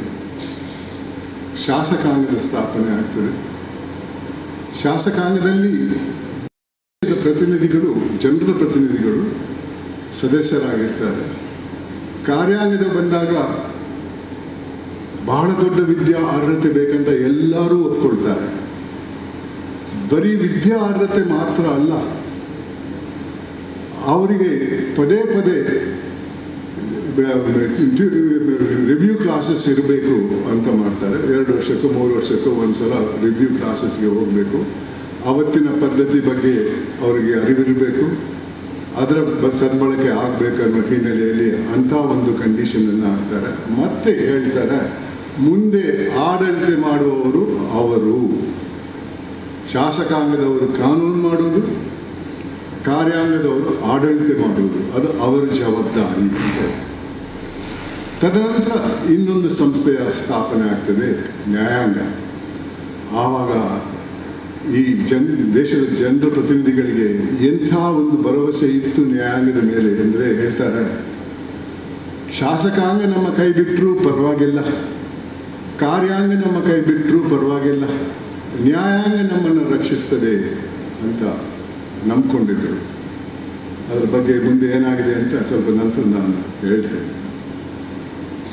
ಈ ಹಿನ್ನೆಲೆಯಲ್ಲಿ ಆ ಕಾನ್ಸ್ಟಿಟ್ಯೂಯೆಂಟ್ ಅಸೆಂಬ್ಲಿಯ ಸದಸ್ಯರ ಮನಸ್ಸಲ್ಲಿ ಏನಿತ್ತು ಅನ್ನೋದು ನಿಮಗೆ ತಿಳಿದಿರ್ಬೋದು. ಇವಾಗ ಒಂದು ಉತ್ತಮವಾದ ಶಾಸಕಾಂಗ, ಜನಪರವಾದ ಕಾನೂನುಗಳನ್ನು ಮಾಡಬಹುದು ಅನ್ನುವ ಹಿನ್ನೆಲೆಯಲ್ಲಿ ಅದರ ಸ್ಥಾಪನೆ ಆಗ್ತದೆ. ಆ ಸಂವಿಧಾನವನ್ನು ಸಂಪೂರ್ಣವಾಗಿ ನಾವು ಓದಿದರೆ, ಅಂದಿದ್ದ ಸಂವಿಧಾನವನ್ನು ಓದಿದರೆ ನಮ್ಗೆ ಅರ್ಥ ಆಗ್ತದೆ ಎಂಥವರು ಆ ಸಭೆಗೆ ಹೋಗಬೇಕಾಗಿತ್ತು ಅನ್ನೋದು. ಅದೇ ರೀತಿ ಆಡಳಿತಕ್ಕೆ ಬಂದಾಗ ಅಷ್ಟೊಂದು ಮಾಹಿತಿ ಇದ್ದಂಥ ವ್ಯಕ್ತಿಗಳು, ಸಮಾಜದಲ್ಲಿ ದೊಡ್ಡ ಹಂತದಿಂದ ಬಂದಂಥವರು, ದೊಡ್ಡ ಹಂತದಿಂದ ಶ್ರೀಮಂತರಲ್ಲ, ಅವರ ನಡತೆ ಹಂತದಿಂದ ಬಂದವರು ಆಡಳಿತಕ್ಕೆ. ಅದೇ ರೀತಿ ಅದೇ ಮಟ್ಟದಲ್ಲಿ ಬಂದಂಥ ನ್ಯಾಯಾಂಗದವರು ಕೂಡ ಈ ದೇಶದ ಆಡಳಿತೆಯನ್ನು ಉತ್ತಮವಾಗಿ ನಡೆಸಿಕೊಂಡು ಹೋಗಬಹುದು ಅನ್ನೋದು ಅವರ ಇಚ್ಛೆ ಆಗಿತ್ತು. ಅದೇ ರೀತಿಯಲ್ಲಿ ಆ ಸಂವಿಧಾನವನ್ನು ತಯಾರು ಮಾಡಿದರು. ನನ್ನ ಅನಿಸಿಕೆಯಲ್ಲಿ ಪ್ರಜಾಪ್ರಭುತ್ವದ ಹಿನ್ನೆಲೆಯಲ್ಲಿ ನಮ್ಮ ಸಂವಿಧಾನ ಯಾವ ಧರ್ಮದ ಪುಸ್ತಕಕ್ಕೂ ಸರಿಯಾದದಂತ ನಾನು ತಿಳ್ಕೊಂಡಿದ್ದೇನೆ. ಅಷ್ಟೊಂದು ಉತ್ತಮವಾದ ಒಂದು ಸಂವಿಧಾನವನ್ನು ನಮ್ಮ ಹಿರಿಯರು ಬಹಳ ಕಾಳಜಿಯಿಂದ ಚರ್ಚೆ ಮಾಡಿ ವಿರೋಧಿಸಿದವರನ್ನು ಸಮಜಾಯಿಸಿ ಆ ಸಂವಿಧಾನವನ್ನು ತಯಾರು ಮಾಡಿದರು. ಆ ಸಂವಿಧಾನವನ್ನು ನಮ್ಮ ದೇಶದ ಸಂವಿಧಾನವಾಗಿ ಒಪ್ಪಿಕೊಂಡವರು ನಾವು ಭಾರತೀಯರು, ಇನ್ಯಾರೂ ಅಲ್ಲ. ಭಾರತದ ಪ್ರಜೆಗಳು. ಭಾರತದ ಸಂವಿಧಾನದ ಶಾಸಕಾಂಗದ ಸದಸ್ಯರು ಮಾತ್ರ ಅಲ್ಲ, ಕಾರ್ಯಾಂಗದ ಸದಸ್ಯರು ಮಾತ್ರ ಅಲ್ಲ, ನ್ಯಾಯಾಂಗದ ಸದಸ್ಯರು ಮಾತ್ರ ಅಲ್ಲ, ನಾವು ಇತರ ಭಾರತೀಯರು. ನಮ್ಮ ಹಿರಿಯರು ಜನವರಿ 26, 1950 ಈ ದೇಶದ ಸಂವಿಧಾನವಾಗಿ ನಾವು ಒಪ್ಪಿಕೊಳ್ತೇವೆ. ಒಂದು ಕಡೆ ಸುಮಾರು 75 ವರ್ಷಕ್ಕೂ ಜಾಸ್ತಿ ಕಾಲ ಕಳೆದಿದೆ. ಇವತ್ತೇನಾಗ್ತಾ ಇದೆ ಅನ್ನೋದು ನನ್ನ ಒಂದು ಬಹಳ ಬೇಸರದ ವಿಚಾರ. ನಾನೊಬ್ಬ ವ್ಯಕ್ತಿ, ಹಲವಾರು ಹುದ್ದೆಯಲ್ಲಿ ಕೆಲಸ ಮಾಡಿದಂಥ ವ್ಯಕ್ತಿ ನಾನು ಇವತ್ತು ನಿರಾಶವಾದಿ ಆಗಿರ್ಬೋದು. ಆದರೆ ಅದು ಯಾವ ಕಾರಣಕ್ಕಂತ ನಾನು ನಿಮ್ಮ ಮುಂದೆ ಇಡಬಯಸ್ತೇನೆ. ನನ್ನಲ್ಲಿ ತಪ್ಪಿದ್ರೂ ಇರ್ಬೋದು, ಆದರೆ ನನ್ನ ವಿಚಾರವನ್ನು ನಿಮ್ಮ ಮುಂದೆ ಇಡುವುದು ನನ್ನ ಕರ್ತವ್ಯ ಅಂತ ನಾನು ತಿಳ್ಕೊಂಡಿದ್ದೇನೆ. ನಾನು ಯಾವ ರಾಜಕೀಯ ಪಕ್ಷಕ್ಕೂ ಸೇರಿದವನಲ್ಲ. ಆದರೆ ಪ್ರಜಾಪ್ರಭುತ್ವದಲ್ಲಿ ರಾಜಕೀಯ ಬಹಳ ಮುಖ್ಯವಾದದ್ದು. ಆ ರಾಜಕೀಯಕ್ಕೆ ಬರುವವರು ನನ್ನ ಅನಿಸಿಕೆಯಲ್ಲಿ ಬರೀ ಸೇವೆಗಾಗಿ ಬರಬೇಕು ಹೊರತು ಹಣ ಮಾಡೋಕ್ಕಲ್ಲ. ಅದೊಂದು ವ್ಯಕ್ತಿ ಅಲ್ಲ. ನಿಮ್ಮಲ್ಲಿ ಸೇವೆ ಮಾಡುವಂತಹ ಶಕ್ತಿ ಇದ್ದರೆ ಅಲ್ಲಿ ಬರಬೇಕು. ಇಲ್ಲದೇ ಇದ್ದರೆ ಯಾವ ಚುನಾವಣೆಗೂ ನಿಲ್ಲಬಾರದನ್ನೋದು ನನ್ನ ವಿಚಾರ. ಬಂಧುಗಳೇ, ಮೊದಲಾಗಿ ಸುಮಾರು 1960ನೇ ದಶಕದವರೆಗೆ, ಅಂದರೆ 50ರಿಂದ 60ನೇ ದಶಕದವರೆಗೆ ಯಾವ ಚುನಾಯಿತ ಪ್ರತಿನಿಧಿಗಳಿಗೆ, ಅದು ಜಿಲ್ಲಾ ಪರಿಷತ್ ಇರ್ಬೋದು, ಮುನ್ಸಿಪಾಲಿಟಿ ಇರ್ಬೋದು, MLAಗಳಿರ್ಬೋದು, MP ಗಳಿರ್ಬೋದು, ಯಾರಿಗೂ ₹1 ಸಂಭಾವನೆ ಇರಲಿಲ್ಲ. ಅವರ ಕ್ಷೇತ್ರದಿಂದ ಎಲ್ಲಿ ಚರ್ಚೆಗಳು ನಡೀತವೋ, ಅದು ಅಸೆಂಬ್ಲಿ ಆದರೆ ಬೆಂಗಳೂರು, ಪಾರ್ಲಿಮೆಂಟ್ ಆದರೆ ಡೆಲ್ಲಿ, ಪಂಚಾಯತಿ ಇದ್ದರೆ ಜಿಲ್ಲಾ ಪರಿಷತ್ ಎಲ್ಲ ಇದೆ, ಅಲ್ಲಿ ಹೋಗೋಕ್ಕೆ ಬರೋಕ್ಕೆ ಖರ್ಚು ಕೊಡ್ತಾ ಇದ್ರು, ಅಲ್ಲಿ ಉಳ್ಕೊಳ್ಳೋಕ್ಕೆ ಜಾಗ ಕೊಡ್ತಾ ಇದ್ರು, ಊಟಕ್ಕೆ ಕನ್ಸೆಷನ್ ರೇಟಲ್ಲಿ ಕೊಡ್ತಾ ಇದ್ರು. ನನ್ನ ತಂದೆಯವರು ಕೂಡ 52ನೇ ಇಸ್ವಿಯಿಂದ 57ನೇ ಇಸ್ವಿವರೆಗೆ ಮೊದಲನೇ ರಾಜ್ಯಸಭಾದ ಸದಸ್ಯರಾಗಿದ್ದರು. ಅವರಿಗೆ ಯಾವ ಸಂಭಾವನೆಯೂ ಇರಲಿಲ್ಲ. ಆದರೆ ಇವತ್ತು ಬರೀ ಸಂಭಾವನೆ. ಒಂದು ಪಾರ್ಲಿಮೆಂಟು ಒಂದು ವರ್ಷಕ್ಕೆ 120 ದಿವಸ ನಡೀತದೆ. ಆದರೆ ಸಂಬಳ 365 ದಿವಸಕ್ಕೆ. ಅದು ಸಂಬಳ. ತದನಂತರ ಆ ಸಭೆಗೆ ಹೋಗಿ ಕೂತದ್ದಕ್ಕೆ ಸಿಟ್ಟಿಂಗ್ ಫೀಸು. ನಿಮಗೂ ಬರೋಲ್ಲ, ನನಗೂ ಬರೋಲ್ಲ. ನ್ಯಾಯಾಧೀಶನಾಗಿದ್ದಾಗ ಒಂದೇ ಫೀಸು. ಮತ್ತೆ ಬೇರೆ ಬೇರೆ ಎಲೆವೆನ್ಸಸ್ ಆಗಲಿ, ಅದು ಕೊಟ್ಕೊಂಡು ಹೋಗಲಿ. ಆದರೆ ಅಲ್ಲಿ ಆಗಿ ಹೋಗುವಂತಹ ವಿಚಾರದ ಬಗ್ಗೆ ಸ್ವಲ್ಪ ಗಮನ ಇಟ್ಕೊಳ್ಬೇಕು. ಈ 120 ದಿವಸದಲ್ಲಿ ಎಲ್ಲ ಸದಸ್ಯರು ಅಲ್ಲಿ ಇರ್ತಾರೆ. ಇಲ್ದವರಿಗೂ ಸಂಬಳ ಬರ್ತದೋ? ಇಲ್ಲ, ಬಹಳಷ್ಟು ಜನ ಇರಲ್ಲ. ಅವ್ರಿಗೆ ಸಿಟ್ಟಿಂಗ್ ಫೀಸ್ ಬರಲ್ಲ, ಆದರೆ ಸಂಬಳ 366 ದಿವಸದ್ದು ಬರ್ತದೆ. ಪೆನ್ಷನ್ ಬೇರೆ ಇದೆ ಇತ್ತೀಚೆಗಿಂದ. ಒಂದ್ಸಲ ಎಲೆಕ್ಟ್ ಆಗಿ ಇನ್ನೊಂದ್ಸಲ ಎಲೆಕ್ಟ್ ಆದರೆ ಪೆನ್ಷನ್ ಡಬಲ್ ಆಗ್ತದೆ. ಅದು ವೈಯಕ್ತಿಕವಾಗಿ ಏನಾಗ್ತಾ ಇದೆ ಅಂತ ನೀವು ಎಂದಾದರೂ ಪಾರ್ಲಿಮೆಂಟ್ ಪ್ರೊಸೀಡಿಂಗ್ಸ್ ಅಥವಾ ಅಸೆಂಬ್ಲಿ ಪ್ರೊಸೀಡಿಂಗ್ಸ್ ಅನ್ನು ನೋಡಿದ್ರೆ ಟಿವಿಯಲ್ಲಿ? ಆಡಳಿತವನ್ನು ಮಾತಾಡುವಾಗ ವಿರೋಧ ಪಕ್ಷದವರು ಗಲಾಟೆ ಮಾಡ್ತಾರ, ಸಭಾತ್ಯಾಗ ಮಾಡ್ತಾರ. ಅವ್ರು ಇಲ್ಲದಾಗ ಸಭಾತ್ಯಾಗ ಮಾಡಿದಾಗ ಆಡಳಿತದವರು ಎಲ್ಲ ಕಾನೂನನ್ನು ಪಾಸ್ ಮಾಡಿಬಿಡ್ತಾರೆ. ಅಲ್ಲಿ ಹೋದದ್ದು ಯಾಕೆ ಇವರು? ಕಾನೂನು ಮಾಡುವಾಗ ಅದರಲ್ಲಿ ಏನಾದರೂ ನ್ಯೂನ್ಯತೆ ಇದ್ರೆ ತೋರಿಸ್ಕೊಟ್ಟು ಬೇಡ ಇನ್ನೇನಾದರೂ ಮಾಡೋಣ ಅಂತ ತಿಳಿಸಕ್ಕೆ. ಅವರೇ ಇಲ್ಲದೆ ಇದ್ರೆ ತೋರಿಸ್ಕೊಡುವವ್ರು ಯಾರು? ಇವರು ತಮಗೆ ಇಷ್ಟ ಬಂದದನ್ನೆಲ್ಲ ಸೇರಿಸ್ಬಿಡ್ತಾರೆ.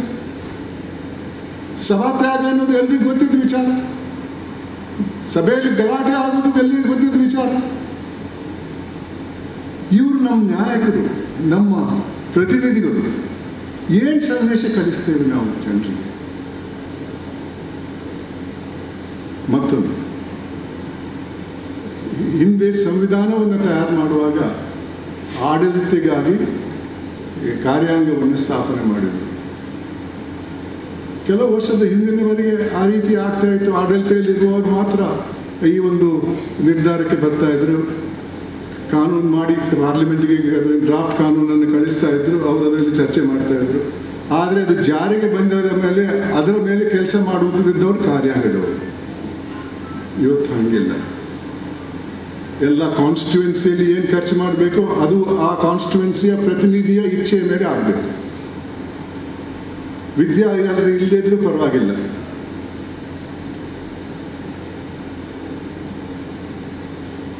ಏನಾಗ್ತಾ ಇದೆ? ಕಾರ್ಯಾಂಗ ಯಾಕೆ? ಇದು ಈ ಎರಡು ಸಂಸ್ಥೆಗಳ ವಿಚಾರ. ಇವತ್ತು ನಾವು ಪೇಪರಲ್ಲಿ ಓದ್ತಾ ಇರ್ತೇವೆ, ಒಂದೊಂದು ಚುನಾವಣೆಗೆ ಎಷ್ಟು ಖರ್ಚಾಗ್ತದೆ.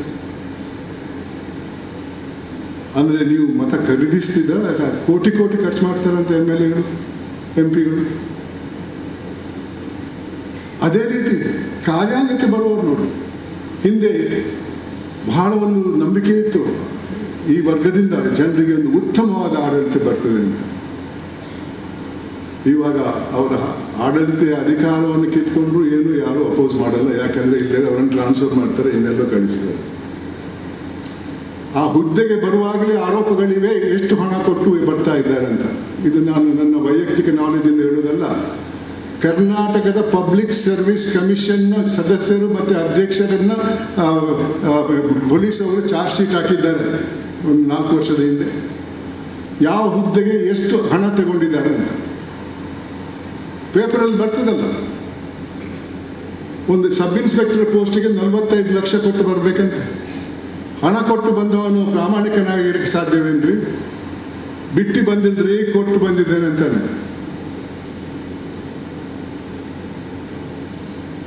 ಎಂಥ ಪ್ರಜಾಪ್ರಭುತ್ವ ಇದೆ! ನ್ಯಾಯಾಂಗಕ್ಕೆ ಬರ ಹಿಂದೆ ಹೇಳಿದ ಮಾತು, ಅವ್ರ ಕೈ ಬಿಟ್ಟರು ಇವ್ರ ಕೈ ಬಿಟ್ಟರು ನ್ಯಾಯಾಂಗ ಇದೆ ಅಂತ. ಇವತ್ತು ಒಂದು ಕೇಸು ಒಂದು ಕೋರ್ಟಲ್ಲಿ ಕಂಪ್ಲೀಟ್ ಆಗಬೇಕಾದ್ರೆ 10 ರಿಂದ 15 ವರ್ಷ ಬೇಕು. ತದನಂತರ ಒಂದು ಅಪೀಲ್, ತದನಂತರ ಇನ್ನೊಂದು ಅಪೀಲ್, ತದನಂತರ ಸುಪ್ರೀಂ ಕೋರ್ಟ್. ಇವಾಗ ಮೊದಲನೇ ಕೋರ್ಟಿಂದ ಶುರುವಾದವರು ಸುಪ್ರೀಂ ಕೋರ್ಟ್ವರೆಗೂ ಹೋಗ್ತಾರೆ.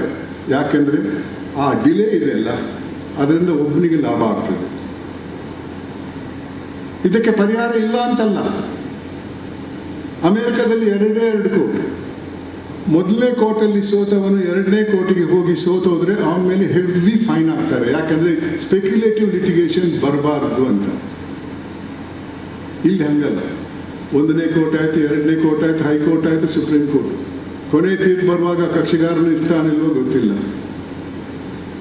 ನಾನೇ ಒಂದ್ಸಲ ಹೈಕೋರ್ಟಲ್ಲಿ ಮಾತಾಡ್ತಾ ಹೇಳಿದೆ, ಈ ಬದಲಾವಣೆ ಬರೆದಿದ್ರೆ ಏನಾಗ್ತದೆ ನೋಡ್ರಿ, ಗಂಡ ಹೆಂಡತಿ ನಡೆಯೋ ಜಗಳ, ಗಂಡನಿಗೆ 25 ವರ್ಷ, ಹೆಂಡತಿಗೆ 20 ವರ್ಷ. ಕೊನೆ ತೀರ್ಪು ಡೈವೋರ್ಸ್ಗೆ ಹೋದವರು ಬರುವಾಗ ಗಂಡನಿಗೆ 85 ವರ್ಷ, ಹೆಂಡತಿಗೆ 80 ವರ್ಷ ಆಗ್ತದೆ ಅಂತ. ಇದು ನ್ಯಾಯಾಂಗದ ಪದ್ಧತಿ. Justice delayed is justice denied ಅಂತ ಹೇಳ್ತಾರೆ. ಆದ್ರೂ ಏನಾಗ್ತದೆ?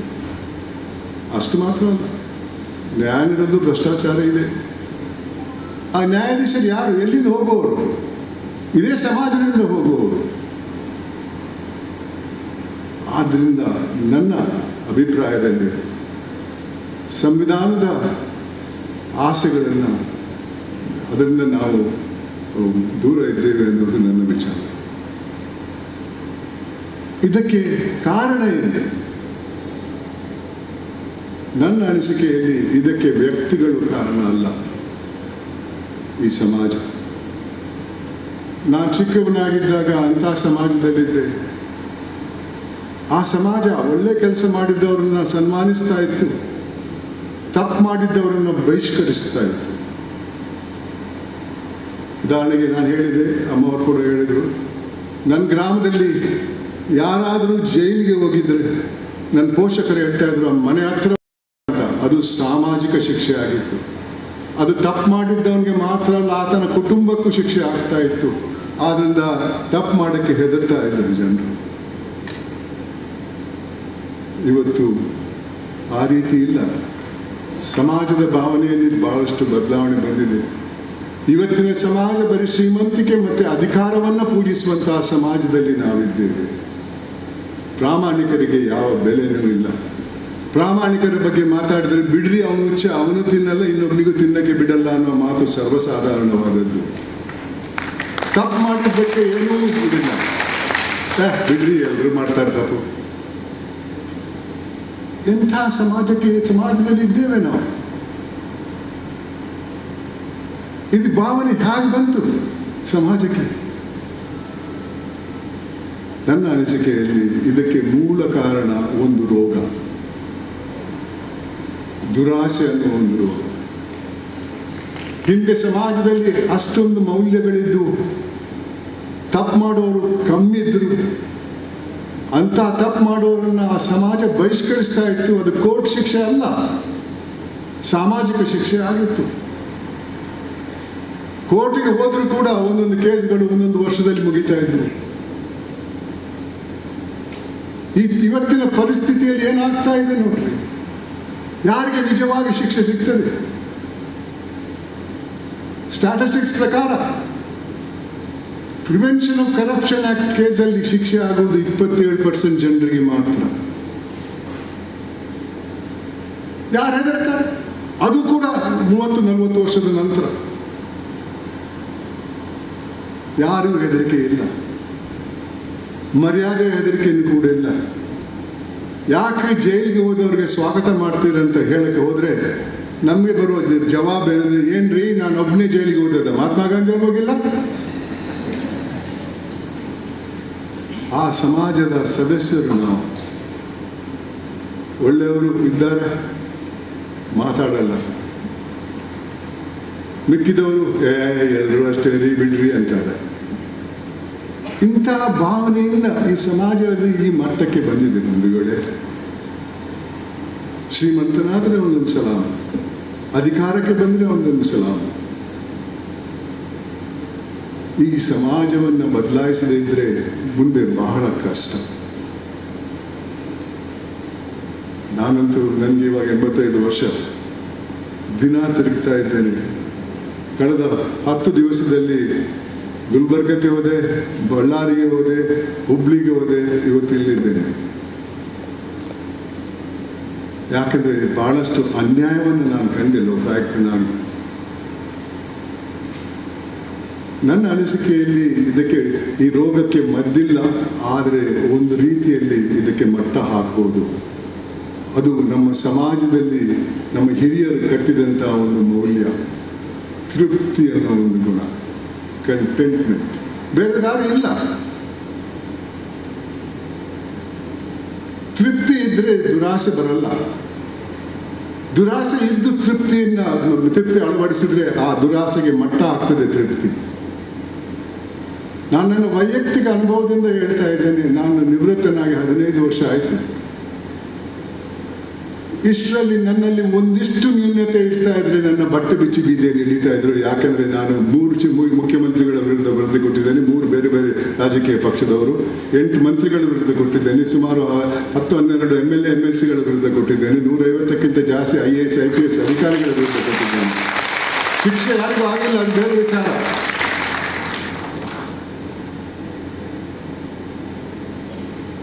ಬಂಧುಗಳೇ, ಈ ಒಂದು ಮೌಲ್ಯವನ್ನು, ತೃಪ್ತಿಯನ್ನು ಮೌಲ್ಯವನ್ನು ಅಳವಡಿಸಿ ಅಕ್ರಮವಾಗಿ ಪಡೆದಂತಹ ಸಂಪತ್ತಿನಿಂದ ಎಂದೂ ಸಂತಸ ಬರಲ್ಲ.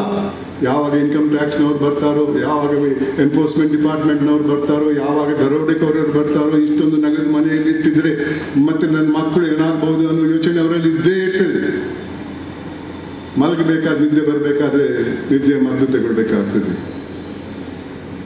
ಕಷ್ಟಪಟ್ಟು ಕಾನೂನು ಚೌಕಟ್ಟಲ್ಲಿ ಪಡೆದಂತಹ ಸಂಪತ್ತಿನಿಂದ ಬರುವಂತಹ ಸಂತಸ ಈ ದುರಾಸೆಯಿಂದ ಪಡೆದಂತಹ ಸಂಪತ್ತಿನಿಂದ ಎಂದೂ ಬರಲ್ಲ.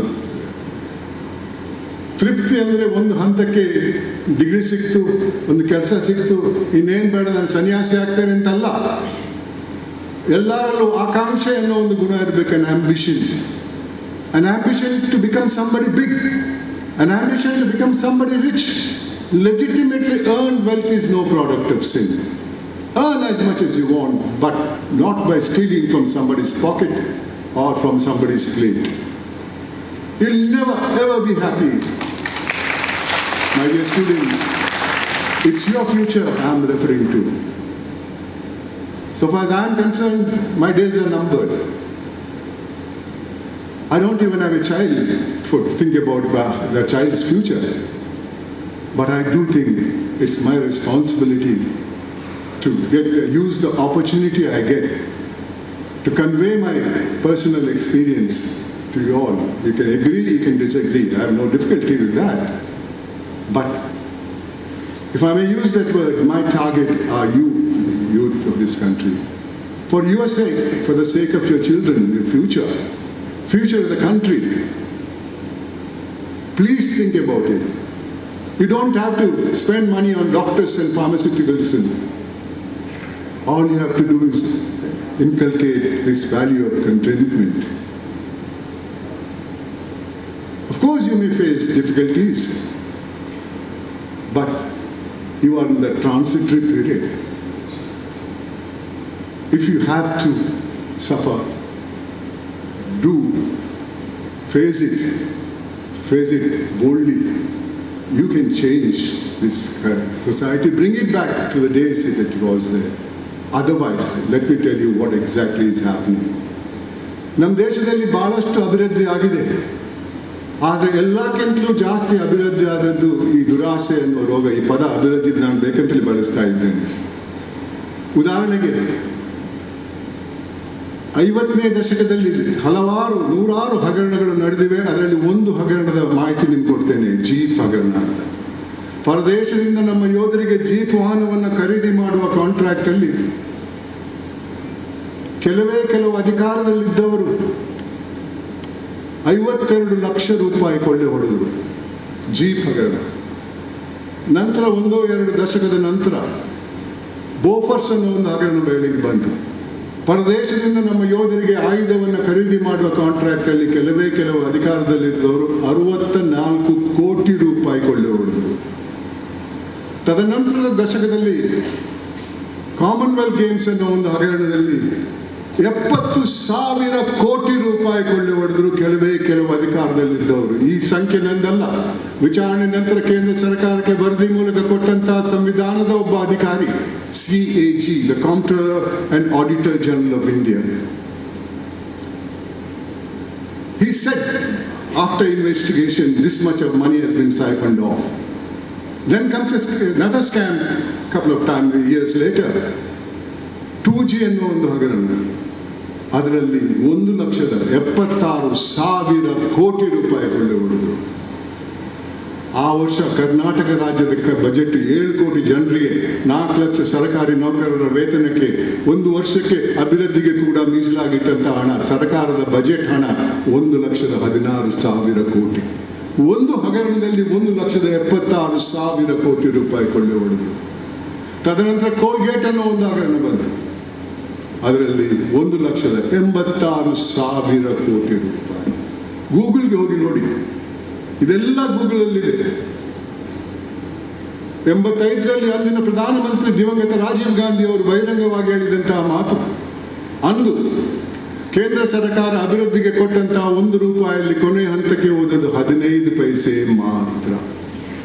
ದುರಾಸೆ ಕಮ್ಮಿ ಆಗಿಲ್ಲ. 2024ರಲ್ಲಿದ್ದೇವೆ. ಇವತ್ತು 100 ರೂಪಾಯಿಯಲ್ಲಿ 15 ಪೈಸೆ ಹೋಗ್ಬೋದು. ಅಧಿಕಾರದಲ್ಲಿರೋರು ಹೇಳ್ತಾರಲ್ಲ, ನಿಮ್ಮ ಪಕ್ಷ 40% ಪಕ್ಷ, ಏನೇನ್ರಿ ನೀವು ಮಾಡಿಲ್ಲ, ಎಲ್ಲ ಮಾಡಿದ್ದೇವ್ರಿ, ನಿಮ್ಗಿಂತ ಕಮ್ಮಿ ಅಷ್ಟೇ.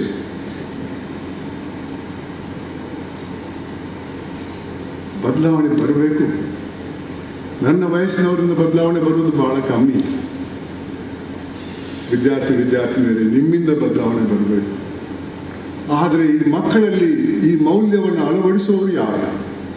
ಇವತ್ತು ಅದೊಂದು ಸಾಮಾಜಿಕ ತಪ್ಪಾಗ. ಬಹಳಷ್ಟು ಕುಟುಂಬಗಳಲ್ಲಿ ಗಂಡ ಹೆಂಡತಿ ಇಬ್ಬರು ಕೆಲಸ ಮಾಡುವರು. ಕೆಲಸ ಅಂದ್ರೂ ಕೂಡ ರೋಗ. ಅಲ್ಲಿ ಹೋದ್ರೆ ಪ್ರಮೋಷನ್ ಆಗಬೇಕು, ದೊಡ್ಡ ಪೋಸ್ಟಿಂಗಿಗೆ ಹೋಗಬೇಕು, ಅದಕ್ಕೆ ನಾನು ಅರ್ಹನಂತ ತಿಳಿಸ್ಬೇಕಂತ ಆ ಒಂದು ಹಿನ್ನೆಲೆಯಲ್ಲಿ ಆ ಕೆಲಸದ ತಲೆನೋವನ್ನು ಮನೆಗೆ ತರ್ತಾರೆ. ಕಂಪ್ಯೂಟರಲ್ಲಿ ಕೂತು ಕೆಲಸ ಮಾಡ್ತಾರೆ, ಅದಕ್ಕೆ ಸಮಸ್ಯೆಗೆ ಪರಿಹಾರ ಹುಡುಕ್ತಾರೆ. ಮಕ್ಕಳ ಕೈಯಲ್ಲಿ ಐಫೋನ್ ಕೊಟ್ಟಿರ್ತಾರೆ, ಆ ಐಫೋನ್ನಲ್ಲಿ ಒಳ್ಳೆ ವಿಚಾರ ಯಾವುದೂ ಇಲ್ಲ. ಮಕ್ಕಳು ಅವರಷ್ಟಕ್ಕೆ ಇರ್ತಾರೆ. ಕೇಳಿ ನೋಡಿ ಕೆಲವರ್ತ, ನಿಮ್ಮ ಅಪ್ಪನ ಅಮ್ಮನ ಹತ್ರ ಮಾತಾಡಿ ಎಷ್ಟು ದಿವಸ ಆಯ್ತು ಅಂತ. ಅವ್ರು ಮಾತಾಡಿದ್ರೆ ನಾನು ಮಾತಾಡಿಲ್ಲ ಅಂತಾರೆ. ಅಂತ ಗಂಭೀರವಾದ ಒಂದು ದೊಡ್ಡ ಸಮಸ್ಯೆ ಇದೆ. ಮಕ್ಕಳ ಜೊತೆ ಅರ್ಧ ಗಂಟೆ 1 ಗಂಟೆ ಅರ್ಧ ಸಮಯ ಕಳ್ಕೊಂಡು, ನಾನು ಹೇಳಿದಂಗೆ ನನ್ನ ಕಾಲದಲ್ಲಿ ನನ್ನ ಅಪ್ಪ ಅಮ್ಮ ಹೇಳ್ತಾ ಇದ್ರು, ಏನು ಮಾಡಿದ್ಯೋ, ಎಷ್ಟೇನು ತಪ್ಪು ಮಾಡಿದ್ಯೋ, ಏನು ಒಳ್ಳೆ ಕೆಲಸ ಮಾಡಿದ್ಯೋ ಅಂತ. ತಪ್ಪು ಇದು ಮಾಡು ಅದು ಮಾಡು ಅಂತ ಮಾಡಬೇಡ ಅಂತ ಹೇಳ್ತಾ ಇದ್ರು. ತಪ್ಪು ಮಾಡಿದ್ರೆ 8 ತಿಂದದ್ದು ನೆನಪಿತ್ತು. ಶಾಲೆಗೆ ಹೋದಾಗ ನೀತಿ ಪಾಠ ಅಂತ ಒಂದು ಸಬ್ಜೆಕ್ಟ್ ಇತ್ತು, ಮಾರಲ್ ಸೈನ್ಸ್. ಎಲ್ಲಿದೆ ಮಾರಲ್ ಸೈನ್ಸ್? ಆ ಮಾರಲ್ ಸೈನ್ಸಿಂದ ಹಣ ಮಾಡೋಕ್ಕಾಗಲ್ಲ, ಅಂದರೆ ಕಾನೂನು ಚೌಕಟ್ಟಲ್ಲಿ ಹಣ ಮಾಡೋಕ್ಕಾಗಲ್ಲ. ಆಟಮ್ ಬಾಂಬ್ ಹೆಂಗೆ ಮಾಡಬೇಕಂತ ತಿಳಿಸ್ತಾರೆ ನಿಮ್ಮ ಕಾಲದ ವಿದ್ಯೆಯಲ್ಲಿ, ಹೆಂಗೆ ಬಳಸ್ಬೇಕಂತ ತಿಳಿಸಲ್ಲ. ವಿದ್ಯಾರ್ಥಿ ನಿಮ್ಮ ಭವಿಷ್ಯ, ನಿಮ್ಮ ಮಕ್ಕಳ ಭವಿಷ್ಯ ಸ್ವಲ್ಪ ಯೋಚನೆ ಮಾಡಿ. ನಾನು ಹೇಳಿದ ಮಾತ್ರಕ್ಕೆ ನಂಬೇಡಿ, ಸ್ವಲ್ಪ ಕುಳಿತು ಯೋಚನೆ ಮಾಡಿ ಮುಂದೆ ಏನಾಗ್ಬೋದು. ಒಂದೊಂದು ಹಗರಣದಲ್ಲಿ ಇಷ್ಟೊಂದು ಹಣ ಸೋರ್ಕೊಂಡು ಹೋದರೆ ಹಣದ ಉಬ್ಬರ ಏನಾಗ್ತದೆ ನೋಡಿ. ನಾನು ಶಾಲೆಗೆ ಹೋಗ್ತಾ ಇದ್ದಾಗ 1 ಗ್ಯಾಲನ್ ಪೆಟ್ರೋಲಿಗೆ 12 ಆಣೆ ಇತ್ತು. 1 ಗ್ಯಾಲನ್ ಅಂದರೆ 4.5 ಲೀಟರ್, ಅಂದರೆ 1 ಲೀಟರ್ಗೆ 3 ಆಣೆ. ಇವತ್ತು 1 ಲೀಟರ್ಗೆ 103 ರೂಪಾಯಿ, 105 ರೂಪಾಯಿ ಇದೆ. ಹೌದು, ಇದು ಯಾವ ರಾಜಕಾರಣಿಗಳಿಗೆ ನೀವು ತೋರಿಸ್ಕೊಟ್ರೆ ಬಿಡ್ರಿ ಪಾಕಿಸ್ತಾನದಲ್ಲಿ 300 ರೂಪಾಯಿ ಇದೆ ಅಂತಾರೆ.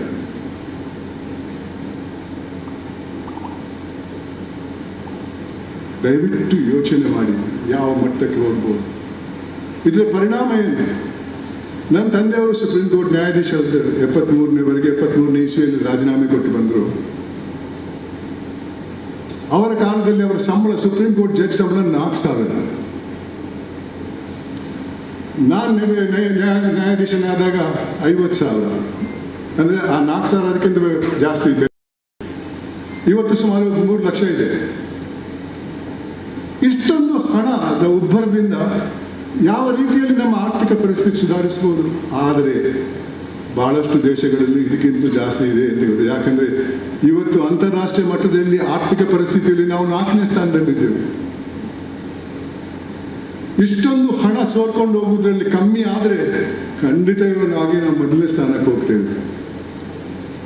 ಆದರೆ ಮಕ್ಕಳಿಗೆ ತಿಳಿಸುವವರಿಲ್ಲ. ವಿದ್ಯಾರ್ಥಿನಿಯರಿಗೆ ಒಂದು ಅರ್ಥ ಮಾಡಿಕೊಳ್ಳಿ, ಇದು ಹಣದ ಉಬ್ಬರ ಮಾತ್ರ ಅಲ್ಲ. ಇವತ್ತು ಹಣ ಹೋದವನಿಗೆ ಹೋಗುವುದು ಹೊರತು ಬೇಕಾದವನಿಗೆ ಹೋಗುವುದು ಬಹಳ ಕಮ್ಮಿ. ಇದರಿಂದ ಸಮಾಜದಲ್ಲಿ ಶಾಂತಿ ಸೌಹಾರ್ದ ಇರಲ್ಲ. ಒಂದು ದಿವಸ ಇದೇ ರೀತಿಯಲ್ಲಿ ಭ್ರಷ್ಟಾಚಾರ ಮುಂದುವರಿತಾ ಹೋದರೆ ಈ ದೇಶದಲ್ಲಿ ಕ್ರಾಂತಿ ಆಗ್ತದೆ. ಕ್ರಾಂತಿ ಆದರೆ ಈ ದೇಶ ಒಂದು ದೇಶವಾಗಿ ಉಳಿಯಲ್ಲ. ಭಾಷೆದ ಆಧಾರದ ಮೇಲೆ, ಧರ್ಮದ ಆಧಾರದ ಮೇಲೆ ಇದು 10-12 ಬೇರೆ ದೇಶ ಆಗ್ತದೆ. ಆವಾಗ ಪರಿಸ್ಥಿತಿಯನ್ನು ಇವತ್ತು ನಾವು ಕಾವೇರಿ ನೀರಿನ ವಿಚಾರದಲ್ಲಿ ತಮಿಳುನಾಡಿನ ಜೊತೆ ಸುಪ್ರೀಂ ಕೋರ್ಟಲ್ಲಿ ವಾದ ಮಾಡ್ತಾ ಇದ್ದೇವೆ. ಕ್ರಾಂತಿ ಆದರೆ ನಾಳೆ ಸುಪ್ರೀಂ ಕೋರ್ಟು ಇರಲ್ಲ, ಯಾವ ಕೋರ್ಟು ಇರಲ್ಲ. ಈ ವಿವಾದ ರಣಭೂಮಿಯಲ್ಲಿ ಆಗ್ತದೆ.